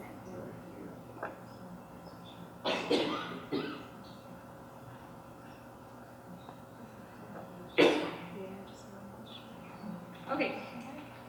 The first one is what other resources, aside of the ones that I presented here, can you use to map your area, your service area? How can you get a clear understanding of what you have around? So we have one response, Reference USA, what else? Did you pass that question? Did you see it? Yeah, ours is giving a different question. Google Maps, good. Press, there's a button up Around. top that says your presenter's at another slide. Go to that slide. Where? Oh yeah, that's. Oh, it showed up. Probably before. It's okay, you go. Reference USA, I don't know why it's doing this today. Well, conversations with community leaders, yes. Drive around the township and see. Churches. Churches are a very good way to understand your own community. If you connect with local churches and see what they're working inside the community, they usually have insight that is very valuable. Survey patrons, A to Z database. I just learned about this one. I did not know that actually, but I knew about Reference USA, schools, drive around. Then there's some very specific things. For example, Kellogg Foundation had a study in the 17 areas, neighborhood areas in Grand Rapids and Kane County, and they developed all these indicators. You can go by race, you can go by socioeconomic, also if they're under the 200% poverty level and so on, and divide your service area and understand what is happening. Most likely, even if it's an affluent community, you will have pockets. And remember, pockets of the underserved that are related to poverty, sometimes they're not visible. Or they're not present because they don't live there, but there's a service organization that is located in your area, and therefore those patrons are going to be part of your communities. Another thing that happens in communities sometimes is that, for example, children that do not fall into the 200% underserved, poverty level, 200% below poverty level underserved, their parents are working really hard so they are not under that, but they're absent. So they have the same exact situation that a child that is in poverty. But they don't show as part of that population. So all those things. What other resources? The Kane County Health Department. Yeah, they have very good resources there. I'm harvesting from you. If you attended today, I'm going to be sending these results to you. I'm going to gather all this information and send it back to you because this is harvesting from your own knowledge. The Kane County website. What does that mean? I don't know. Kane County website? Somebody put that there? Access Kent, yeah. Maybe they have resources, right? I don't know if they have mapping resources, resource mapping resources. I haven't seen it. The public safety of police, right? Awesome. Okay, what else? It says, which of these checklist items do you think about when you're planning an outreach? So, can you answer that question for me? Did you answer that question already? What is TP1?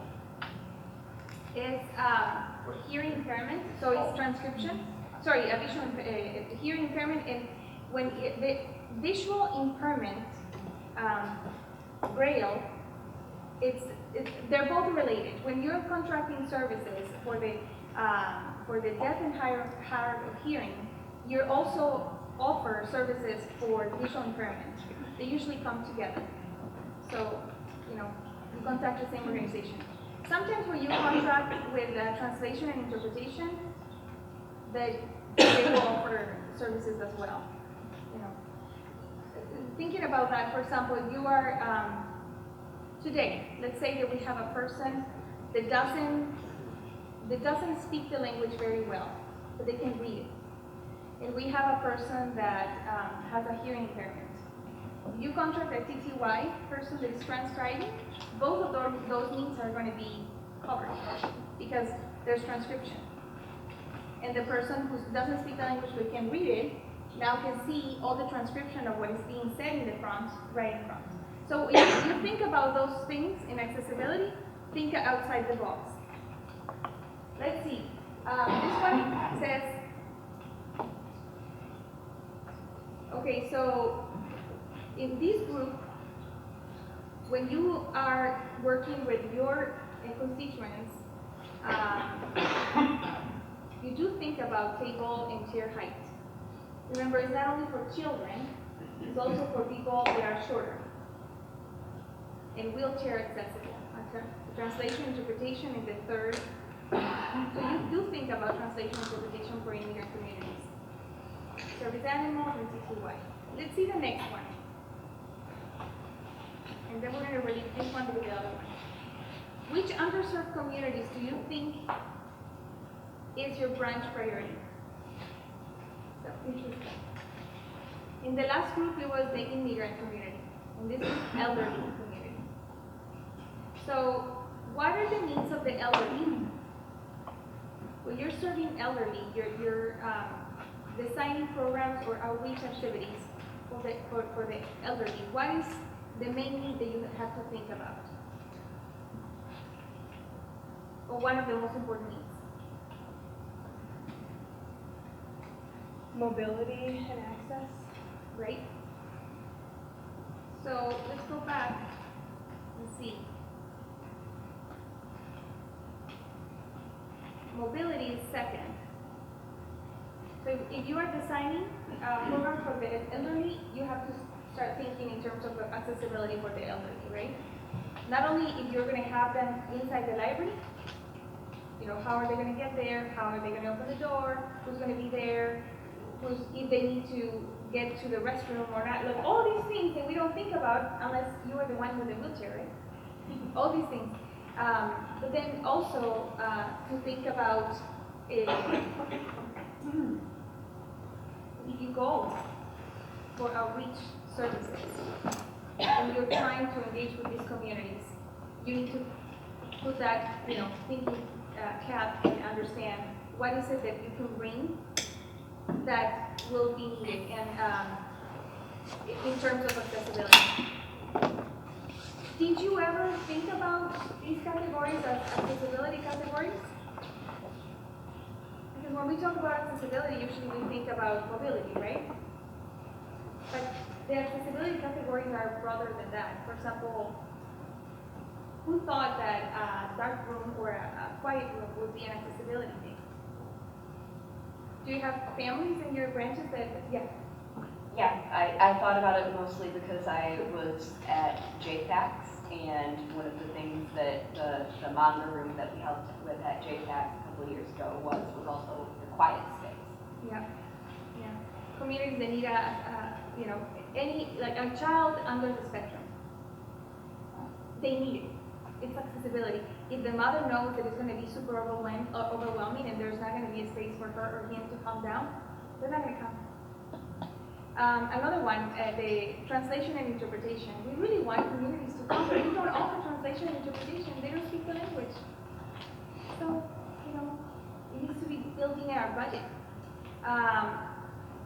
For example, available pronouns for teens, you know, do we provide those? It is not only for the teen that identifies as part of the LGBTQ community, but also for the community that supports the teen, right? So all these things. Anyway, every community is different. Your branches are different. Every single one of the areas that we work is different from each other. And I always say that with my team, you know.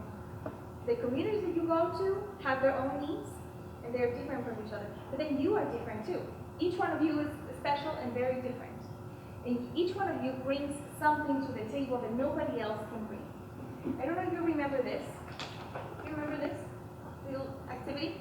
That when you could choose some of these colors and say, well, I belong, or I have somebody that I love that is part of these communities. And I'm going to read them for you. Communities facing barriers due to poverty or status. Communities facing barriers because of violence and trauma. Communities facing discrimination based on gender. Communities facing discrimination based on sexual orientation. Communities facing barriers related to health. Communities navigating accessibility barriers due to disability. Communities facing discrimination due to race or ethnicity. And communities facing discrimination due to belief systems. Maybe you are part of one of these communities. Or if you say to me, no, I am not part of any of those communities, I don't identify with any. Maybe you have somebody in your life that you love who is part of this community. Maybe you have a veteran, or somebody that has gone through violence and trauma, or somebody that has gone through domestic violence, or somebody that has a disability, or an elderly adult, or aging adult. If you have that person in your life and you love that person, you're part of their support system, so you belong to these communities, right? And if you tell me that no, I don't belong to any of these communities and I don't know anybody that belongs to these communities, then let's talk about privilege, right? So what I'm trying to say is your communities are different. Invest time researching your service area.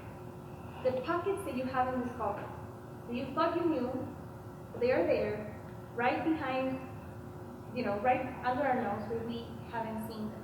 Spend time researching your community. Where are those pockets? And second, connect with the communities that you represent, that you are part of. Because you bring something to KDL that nobody else can bring. Only you can bring. And the combination between the service area that you go to and you as a person is what makes this amazing. And just don't forget to include us in and invite us whenever you go. Thank you so much. We're getting started right now. Thank you very much for letting us do this very fast pace, 3 hours, because we're trying to smush too much, my bad, into these 3 hours. So Courtney and Katie and their team has been doing just an amazing amount of work in a very tiny amount of time to get ready for KDL Lab. They've been really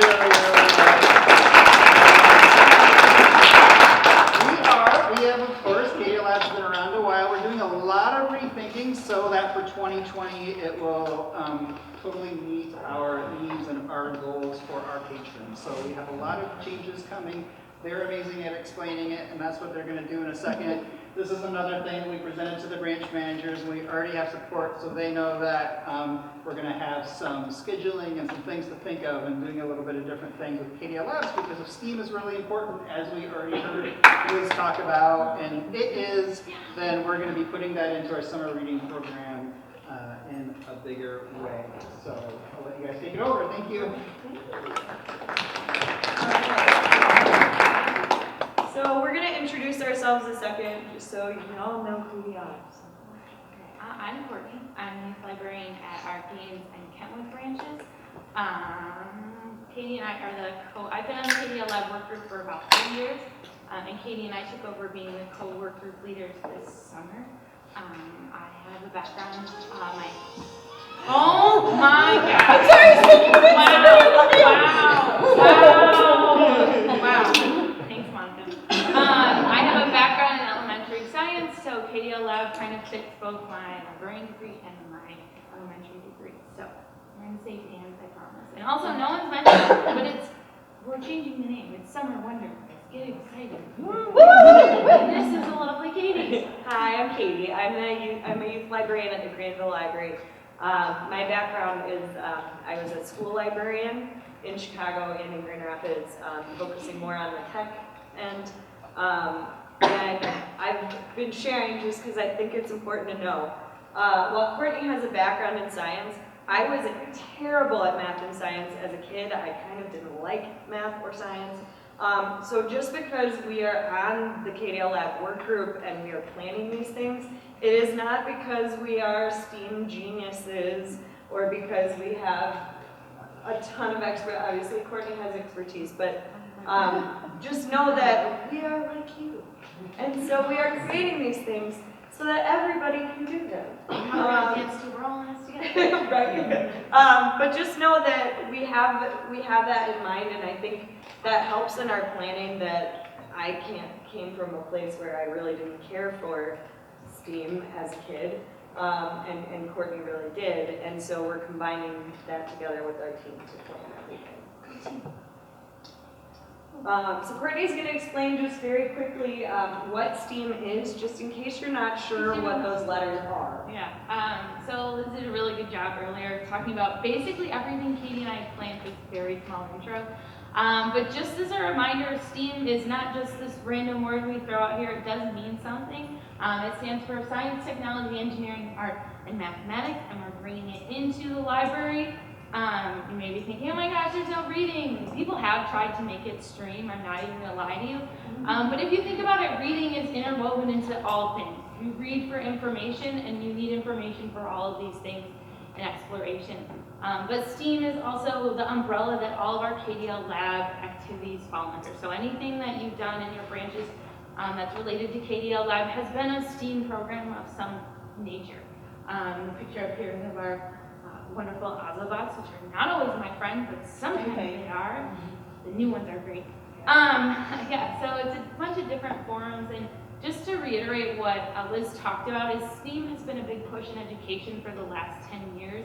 And the library has always been kind of that second branch, that second home for these kids. It's a place where they can go, they can learn new things, they can learn what they want to learn, like that kid said, I want to do what I want to do. In school, they don't really get to do that. They don't get to always learn about these really random sports stuff. They don't always get to play with robots. They don't always get to make a mess in school. And the library is that safe place where we can let these kids explore. And we're doing that in the Chicago Public Library, and libraries all over are doing that through STEAM programming. So no worries, they're still reading. We promise. Okay, so a lot of you sitting here have probably been wondering, what does all of this that we've been hearing today actually mean for me and my branch this summer? So what we are doing with Summer Wonder in partnership with the Summer Reading Work Group is we are focusing specifically on school-aged children. So kids between 6 and 10 years old. That is who we are focusing on with this entire shift. We are not really targeting children under 6 a whole lot. We are not targeting teens and adults a whole lot. So you're not going to see changes to the adult or teen reading logs, adult or teen programming, or any of the programming for younger children. We really wanted to target those school-age kids. What you are going to be asked to do in your branch is you are each going to host 4 lab programs next summer. These are staff-created programs. They're replacing the staff-created programs you're already familiar with. So things like Pet Rocks or Art Attack, think of these like those, except with a little bit of more of a STEAM focus. So as Kip was saying, this has already been brought up in the management meeting. Your managers know that they need to give you the time to host 4 of these programs. Part of why I'm saying that is because the expectation with these programs is that they are staffed. None of these programs that we are going to be putting out for next summer, they're all brand new, we're going to share them with you today. None of them are passive. You are not going to see anything on this list that is straw builders or Kiva planks, things that you can just dump out and leave. These are more involved, but not scary level involved, activities where you are going to need to be there. And we really wanted to do that because it allows you to connect with those kids and those parents and to participate in the learning and the experience. Kind of the same as story time. If you just put a laptop in front of the kids and played a video of someone else doing story time, you lose that whole connection and that whole experience. Yeah, just to add on to that, I think of STEAM and KDL lab programs as a way to continue your story time relationship. So a lot of us see those kids when they get, from when they're babies and they're going to Miss Jackie's baby time to when they're all the way up to preschool or family story time. And then we kind of lose them. If we don't go to their schools, we just kind of lose them. We might see them in the summer at programs, but then when it's time for Teen Zone, it's like we're starting all over again. You're trying to reach those kids, you're trying to get them to come back in the library. With KDL lab programming, it's a good way to continue that relationship. to keep these kids feeling like the library is a place for me, there are things for me to do, I can do what I want to do in the library. So just, if you're thinking the science is scary, just think about those relationships that you can continue. So obviously while we're targeting school-age kids, you guys know with programs in the summer in particular that you get a whole wide range of people, right? You advertise for kids under 6 and you get kids up to 8 or 9 at story time. You just never know who's gonna come. So we are designing these programs for a large number of people. We are designing them for a large array of situations, which I'll talk about more. We are not, however, designing these programs to accommodate younger children. We are designing them specifically for school-age kids. Now, you might have younger kids that come. I will tell you that the past 2 summers at Granville, my manager Josh has very kindly allowed me to try some of these. I've been creating my own lab programs. And I do get kids who are 2 or 3 coming with their parents. And you do have to have that conversation of why isn't this appropriate for my 2-year-old? And I have felt very comfortable saying this is a school-age program, kind of like with the teen program or with other programming, and helping those parents find things that are appropriate for their younger kids to do, whether that's KDLville or things like that. So just so you understand, everything we're creating for you guys is specifically targeting that age range of school age. Now, what does staff-led mean? This came up this morning. We're not saying that you're gonna get up in front of a group of 100 kids and teach them and walk them through step-by-step of a project all together. Staff-led just means that you're there, you're actively participating, you might be leading one of the activities. I highly recommend involving your teen crew kids in this.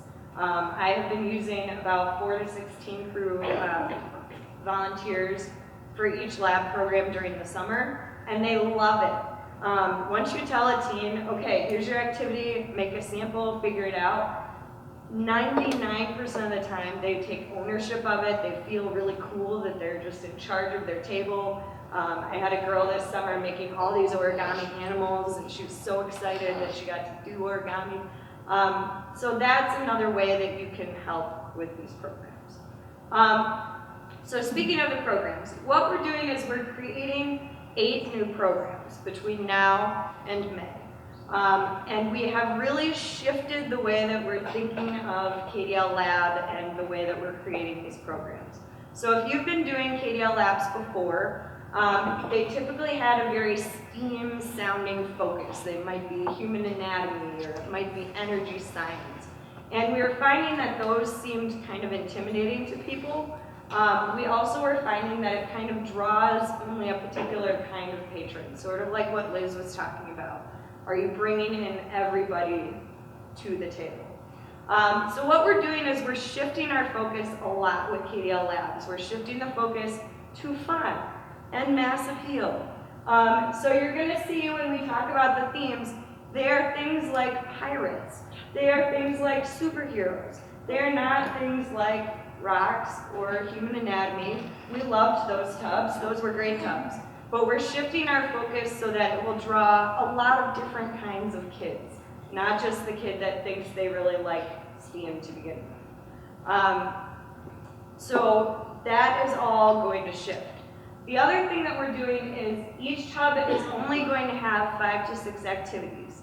Previously, our program tubs maybe would have 10 activities or 5 activities, or it just depended on the program. We really wanted to do 5 to 6. Part of that is we're trying to create a wide range of activities. Things that are messy, things that aren't messy, because we know that some branches aren't allowed to do anything messy. Things that kids can take home. Some activities where they just do it in the branch and have that experience. So we're trying to build in a lot of variety to what we're doing. Now I will say, if you are in a branch where you're not allowed to do anything messy, I have been doing all of our lab programs at Granville outside because I can spray off everything with a hose after the program. So that's just a suggestion for you if you're bound inside by rules like that. We are going to include some messy things in these tubs because, to be frank, we're providing experiences that kids can't have at home. Their parents might not let them have glitter or glue or things like that at home.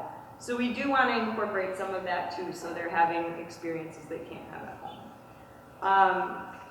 Am I forgetting anything? 5 to 6 activities. They are planned for large groups. So Large we groups, did, yes. so Katie and I will talk about the programs that we've done, but they will be, the planning behind it will be with the thought that there might be 100 people that come to this program, there might be 200 people that come to this program, there might also be 20 people that come to this program. So we'll have that in mind when we plan the activities as well. And so now you're all probably wondering, how am I going to get to pick which lab tubs I want? How are we going to do this? So Kip and Carlita sat down and they mapped it all out because originally we thought we were going to have a dozen new lab tubs, and that was a mild panic that I had. So that's a lot of new programs that we have to do. But they mapped it out to see how many tubs we would need to make sure that branches got new labs, that they got labs that they were interested in, and it's going to work, right? It's going to work. Kim says it's going to work, so if it doesn't work, it's his fault. So what you'll get to do is it's similar to the program selection, so you'll get a list of the labs and we'll tell you the themes in a little bit. And you'll get to select like which one is your favorite, which one is your least favorite, and you'll hopefully get the ones that are your top 4, because again you have to do 4 branches. And so another thing is it's going to be 8, and we're debuting 2 in the winter, 2 in the spring. Those are going to be included in the summer one, so the only way that you wouldn't get to do those ones in the summer is if you do decide to do them in the winter or the spring. So there are some branches that are signed up for the ones that we're doing this winter, because we did a really great job of naming them and describing them apparently, because that doesn't normally happen with KDL Lab. So those branches won't get to do those ones in the summer just because we want you to do something fresh. We want you to do something new. Yeah. So a couple other things just to make sure you know. The 4 that you're picking for next summer have to be from these new ones we are creating.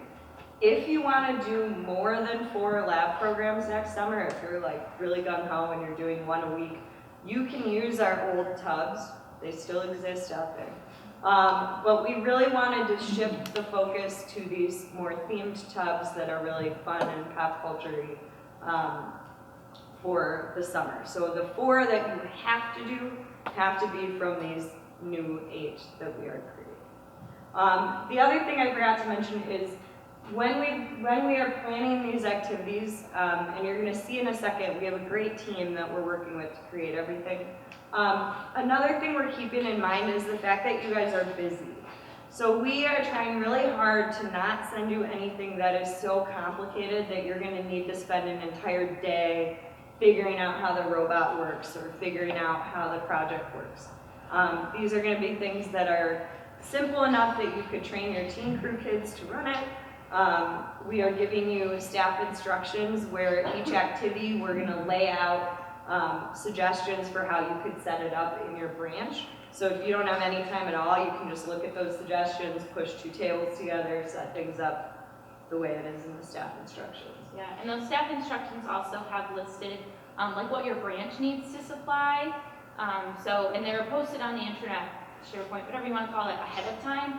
So if you know you're getting the Journey Through Time tub and you want to have everything you need ready to go, you can look online and see which supplies your branch needs to supply, because we're not sending scissors because we assume most places have scissors and things like bowls and that. And also, if you don't want to do you don't have to do all 6 activities. No one's going to make you do every single thing that's in the tub. So if you're like, I usually only get 30 kids, I'm only going to do 3 activities, you can just pull the staff instructions for those. So it's not this like giant booklet that it sometimes was, unfortunately, that you have to leaf through and find, okay, what pertains to my activity? There's a sheet for every activity. It has, as Katie said, a layout. It has what supplies you need to provide, and it also tells you what in the tub you need. I got really obsessive with my NASA tub, and every single thing should be in a bag, and it should be labeled what you need it for, because we know you guys are on time constraints. We know that you have program, desk, and we want to make it as easy for you guys as possible to have a successful program. So everything should be laid out. And again, just to emphasize, your managers all know that you are going to be doing this. So if you need time to set up the program or do the tub, your manager knows already and has agreed to support you doing this. So certainly let us know if you're having any challenges, because you should be given plenty of time to get everything. So again, like Courtney was talking about the Ozobots, none of these tubs are going to include things like Ozobots or robots you have to charge or things like that. So again, we're trying to keep in mind time constraints, that everyone has different interests and ability with technology and science and things like that. So just a quick shout out, we have an incredible team working on all of these programs from a lot of different branches, which is pretty awesome. So what we did is we have our entire lab work group, and then we also have adopted 5 people from the summer reading work group. And what's been nice is we've had time to train. So we've worked a lot on the philosophy that we just shared, talking about ease of use, talking about mass quantities to support a large group of people. And so as we go along, we are training the whole group so that everything will be consistent, everything will be tested. We want to make sure that these programs are solid and that you're not getting something where things don't work or you don't have enough and things like that. So we're going to go a little bit more in depth on these, but these are our 8 programs over here to the right. If you're familiar with our previous lab programs, this is a very big shift for us. We still are going to be incorporating STEAM into all of these things, but it's kind of going to be like what Liz was saying, where we're sneaking the spinach into the pizza. As obvious with the learning aspects of this, focusing on fun first and then the experience. So like Courtney was saying, and I'll repeat this again at the end, you'll notice that the first 2 are Magical Menagerie and A Journey Through Time. Those are winter programs that are starting in December. In order to preserve our group's sanity, as well as to make sure everything that we're rolling out is actually solid and well planned, we're doing 2 in the winter, 2 in the spring, and then we'll have 4 that roll out in May. So that makes it a grand total of 8 that you guys are going to get to pick from. But again, like Courtney was saying, if you're part of the group that's chosen to do Magical Menagerie or A Journey Through Time this winter, you're probably not going to want to do those again in the summer. So just be aware that if you're doing some of these that we're rolling out early, your choices for the summer are going to be smaller. How did you said that there's only a few branches that are going to be off of those 2? So they were a few that selected to do it. Yeah, those were programs that were posted that you could have chosen to do at your branch this winter. So again, they're lab programs, so if you don't look at the lab programs, typically you wouldn't have even seen them. Yeah, so that's all right though. You can wait and do them in the summer too. And we spent a really long time working on picking these themes. We're gonna move into talking a little bit more in depth about what they're gonna look like. We brainstormed all summer trying to come up with great ideas. We spent a lot of time talking with the programming department about copyright and fair use and what we could and couldn't do. And so we're hoping that these are themes that are gonna appeal to a lot of you, but also to a lot of your patrons. We want you guys to be excited about these too. And so we're gonna explain a little bit more about what these are probably gonna look like. They will look like. So again, we have 2 subs debuting this winter. They're brand new, they're fun. So Katie is doing the Magical Menagerie, and so embark on a fantastical quest to a land full of unicorns, dragons, and more. So this tub is going to be full of things that have to do with different magical creatures. Woo! So Katie has some activities that we'll go over later on in the presentation. But again, we're just trying to get those kids that don't necessarily like STEAM, science, but they like magical creatures, they like unicorns. So we're trying to hit them there and sneak in what they're learning. And I would say too, before Courtney goes on, The other thing that I've found, at least with my lab programs, and I think some of you with your after-school programs may have seen this too, parents usually stay. So I find that, kind of like Liz was talking about, this is also a great opportunity for parents to engage with their kids in the learning and talk with them about what they're learning. All of our lab programs come with project sheets and project signs, kind of like what you have on your table. So if a staff person isn't at that particular station, the parent can read and say to their kid, oh, okay, we're learning about density, we're learning about whatever, and at least kind of understand what their child is experiencing. Yeah, so there will be something there if you haven't done any KDL lab programs before. We do always have a project sheet and a project sign. This sheet has the instructions so that if you can't be at that certain place, there should be step-by-step instructions, so a parent should be able to walk their kid through it. An older kid should be able to walk their younger sibling through it. And there's a project sign that says what STEM discipline is being mostly discussed. So what they are actually learning is right there, but we know people don't read science, so it's there anyways. And then the other one is mine. It's a journey through time. It's traveled through different time periods and civilizations around the world without leaving the library. Time travel is not included. Actual time travel is not included. That is in the description, which I'm very proud that we hardly allowed that in. So this one is just when I created this tub, I just wanted to focus on different parts of time and how I can incorporate that. So there's some building, there's some art projects, there's some math games that kids can play. And when Katie and I did these tubs, we really were testing every single thing that we're doing. In the back of our mind is always, okay, I can do this, but can someone 20 years younger than me do this? Can a large group of people do this? We're always thinking about that. So we've had some successes and we've had some things that we're having to rethink. But that's why we're doing this now, and that's also why we're not doing all 8 tubs in the spring. That's why we're doing 2 in the winter, 2 in the spring, and then 4 for summer.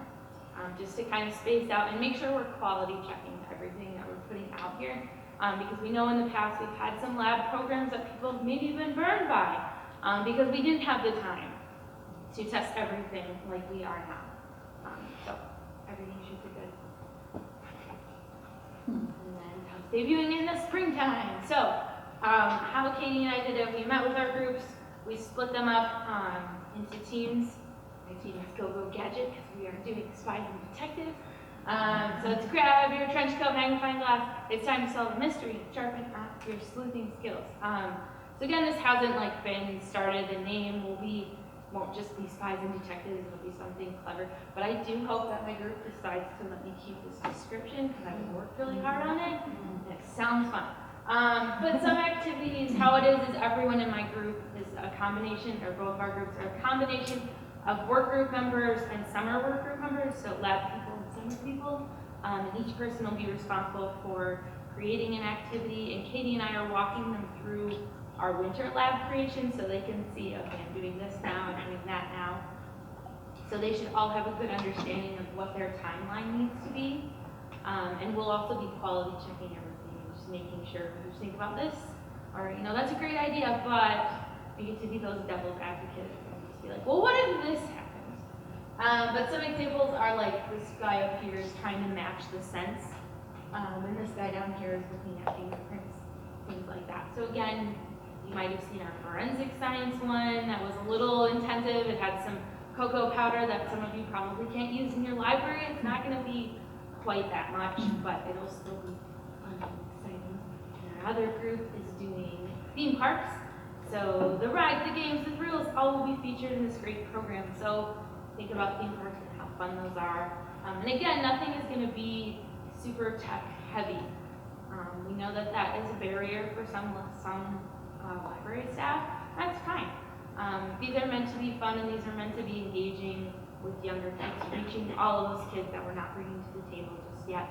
So I don't know if your group has talked about any possible activities, but we have a long time before that comes, so stay tuned. But that is one of the themes. And as a reminder, all these themes that were being weren't just like, oh, that sounds like a good idea, let's do it. Our lab group was very thoughtful, and before we even selected our themes, we made sure that we had possible activities so that we had some groundwork behind us so that when the lab and the summer work group combined, they had something to start off. So all of the themes that are up here were ones that our lab group members, especially Katie and myself, were able to find things that were going to work.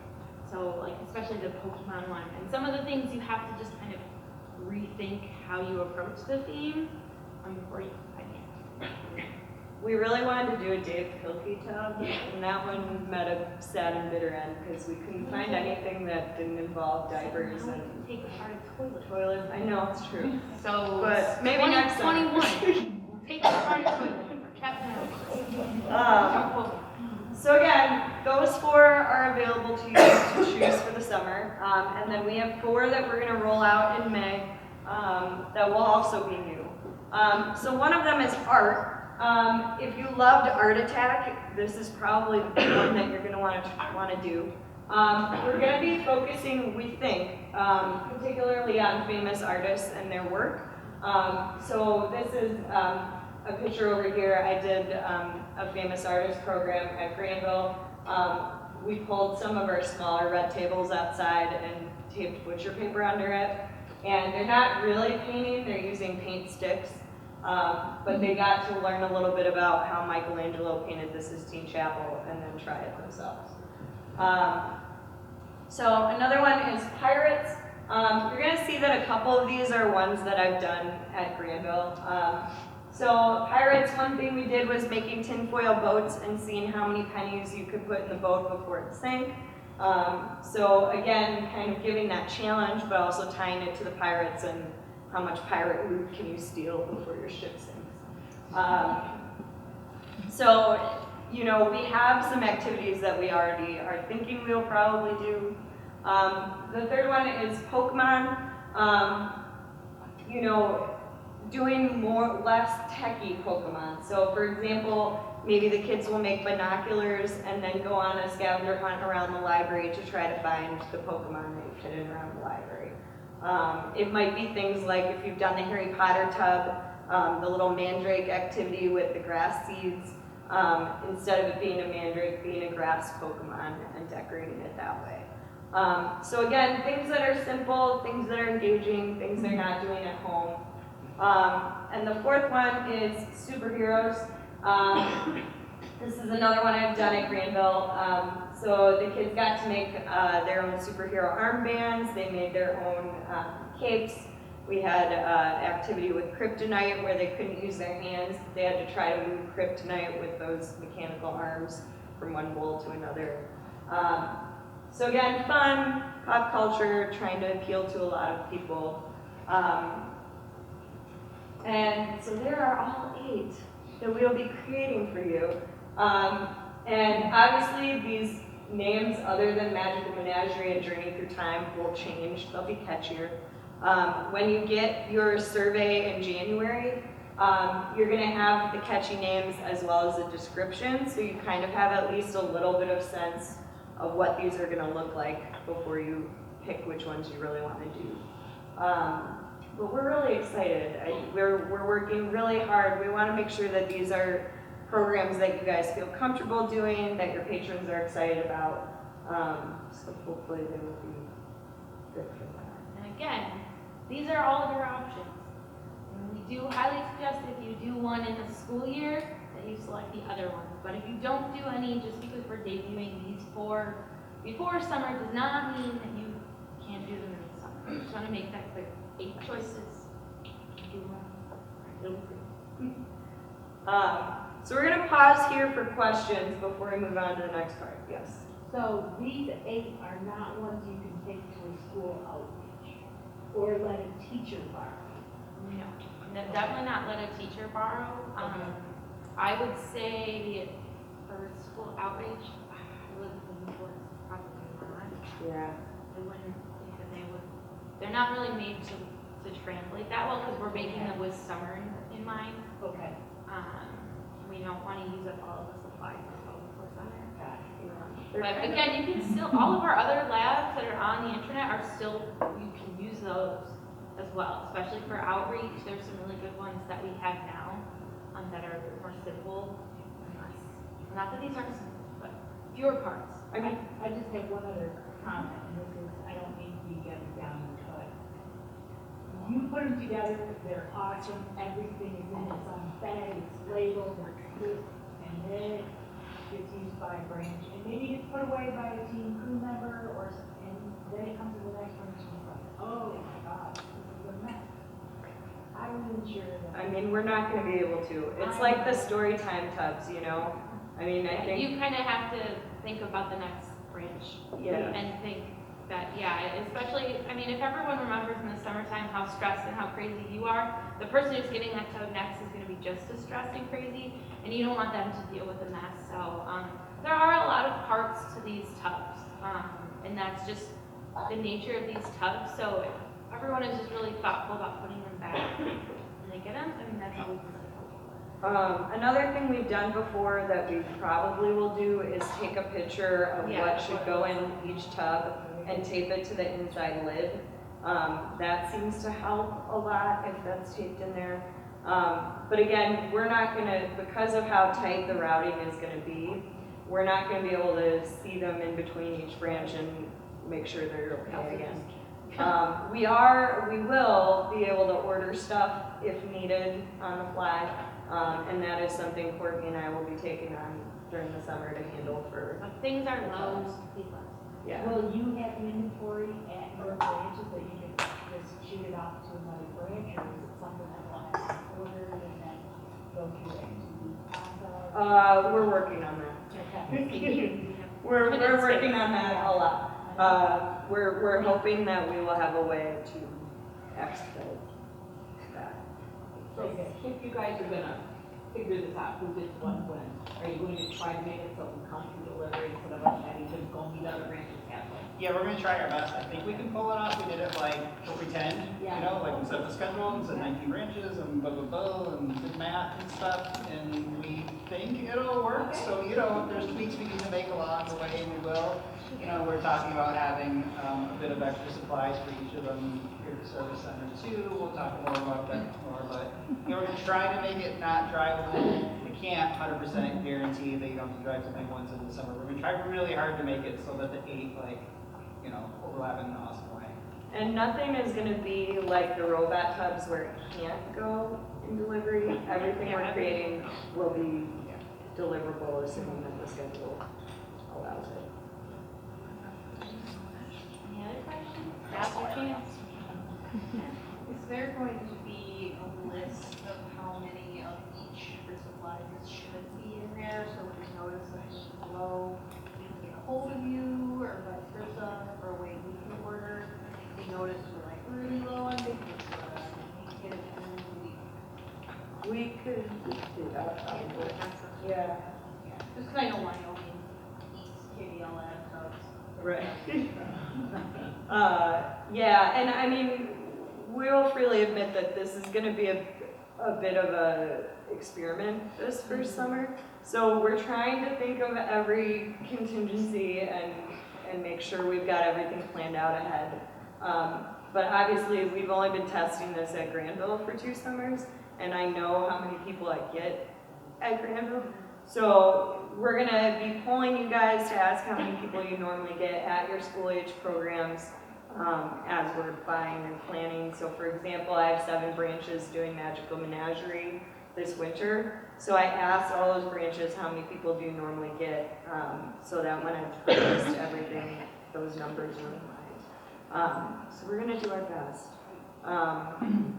But that's a good idea to have kind of a how much of everything you should Or have. like, when you're at this many, this. Yeah, out let us there, know. yeah. Yeah, we can do that for sure. Yes, Jay. Is there any backup tubs that is not in this 8 rotations? So when one of these tubs drops off the face of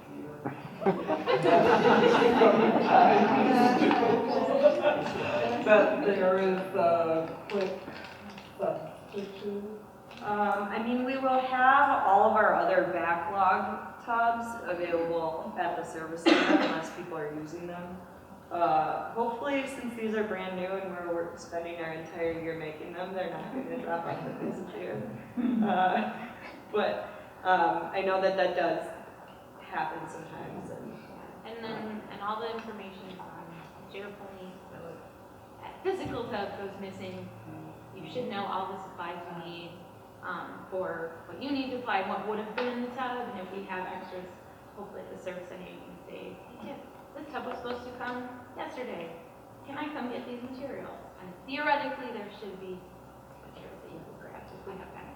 We have a really nice budget, hopefully, for next year, so our hope is that we will be able to accommodate something like that, or if we didn't plan on something running out as quickly as it has run out, being able to replace it. Or if kids just start writing, like, I hate this tub. They won't. No, they're gonna. But Monica's prepared, just. I'm braced for it. Okay. Any other questions? Your last chance. It's not really your last chance. Your last chance. No questions. Okay, so what we wanted to do is show you. You have one question. Yes. Is everything in the tub easily purchased? So is it like, say if you find out we're running low on something, is it gonna be like, oh no, we can't get that anymore? We bought everything on Amazon, right? Yeah. Yeah. I have a spreadsheet for mine of like everything I bought with a link. So if we do I that, think that should be. it should be reproducible. I unknowingly ordered some stuff from China, so I'm having trouble getting some of my stuff. So with that said, I also had to redo one of my activities 3 times and used our branch credit card to buy a different substance. I'm going to show you. Because it wasn't working and I needed something to show you today, so that is an option. Obviously not the best choice, but that is an option on the fly if we have to do that too. We're not going to be sending you anything that's so out there and crazy that we can't find some way to replace it if it does. I think you can buy most of the stuff that we had at like Michael's. Yeah. If you run out of something, I think most of the things you have you can get at a local craft store if you don't have it in the branch. Anything else? Any last burn thoughts? You're gonna have time. So we thought we would show you what these winter tubs look like so far, so you kind of have a sense of what these summer tubs may look like. So I'm working on the Magical Menagerie tub. The big kind of thing that's in the description that's been advertised as fairy houses. This is what the children will be given, so it's a milk carton and a square plate like this. I have bought lots and lots of fun stuff, like rocks and flowers and little, all kinds of cool little stuff. Now, I realize that some of you aren't allowed to do little stuff, or that's just overwhelming to do lots of little stuff. So I have tested, and you can use markers on these. So if all you want to do for the fairy houses is get out markers and have them color the houses and the garden, you can do that. Paint works on them as well. The other big question I had was, could we do this without hot glue? And we can. So I bought tacky glue, that's what will be in the tub, so that you don't have to worry about kids burning themselves or anything like that. But there's lots and lots of stuff with these. So again, you have a choice. You can put out whatever you want. If you only want to put out some of the stuff, you can. If you want to put out all of the stuff, you can. I did buy little cute creature pets for the fairies, so every kid gets a little unicorn or a little flamingo that can go with their little house. It's been lots of fun. I made poor Jake order a lot of stuff. So those are the fairy houses. The next project, which if we have time you guys will get to try, is dragon flyers. They do actually fly, kind of like paper airplanes. Very simple. Each kid just needs one paper plate, 3 staples, and the little template. Very, very simple, but they get to design their own dragon, which is fun.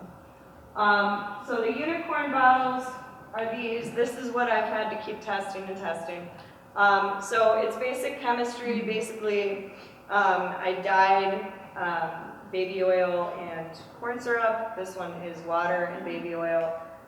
They mix together, but they separate back out because oil and water, but also density, science, exactly. You can't see them, but there are little tiny unicorns in the bottles to tie in with the magical creatures.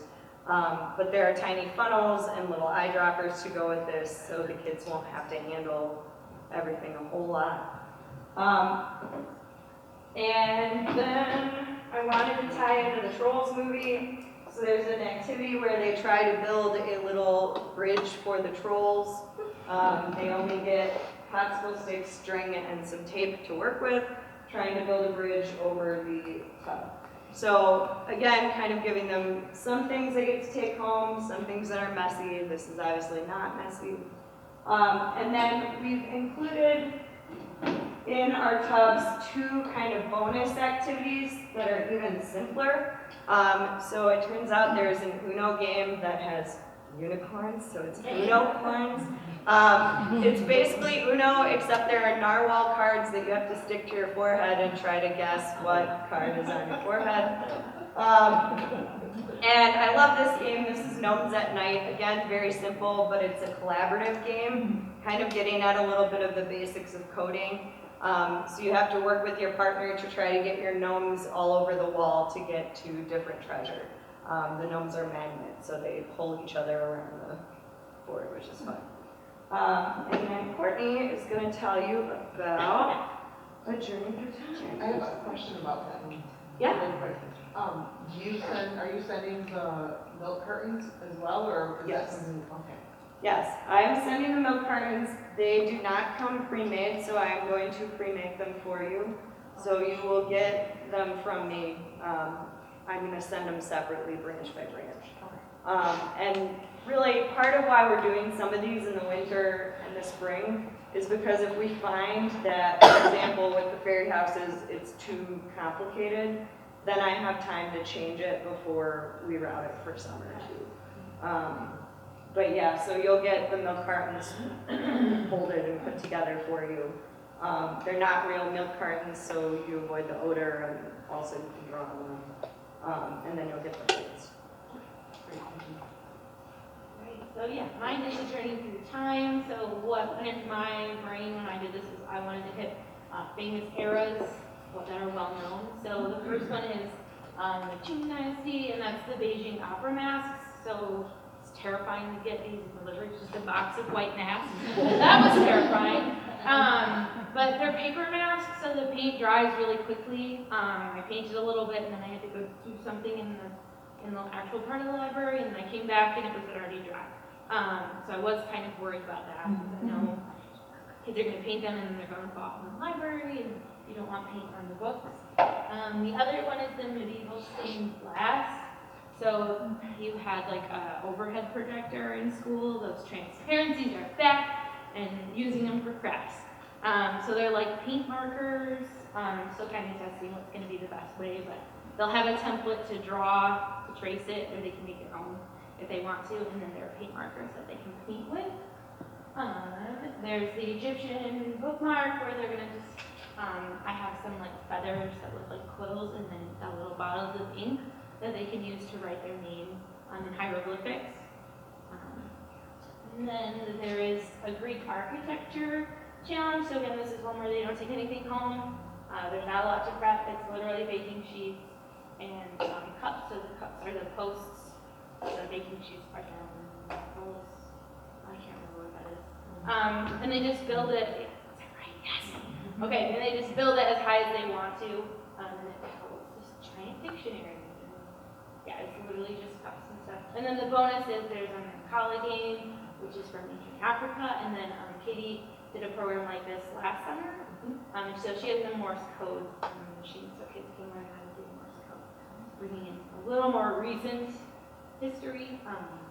But again, these have all been tested, and winter will kind of help us see if any of these need to be rethinked or completely trashed before the masses of summer send on us.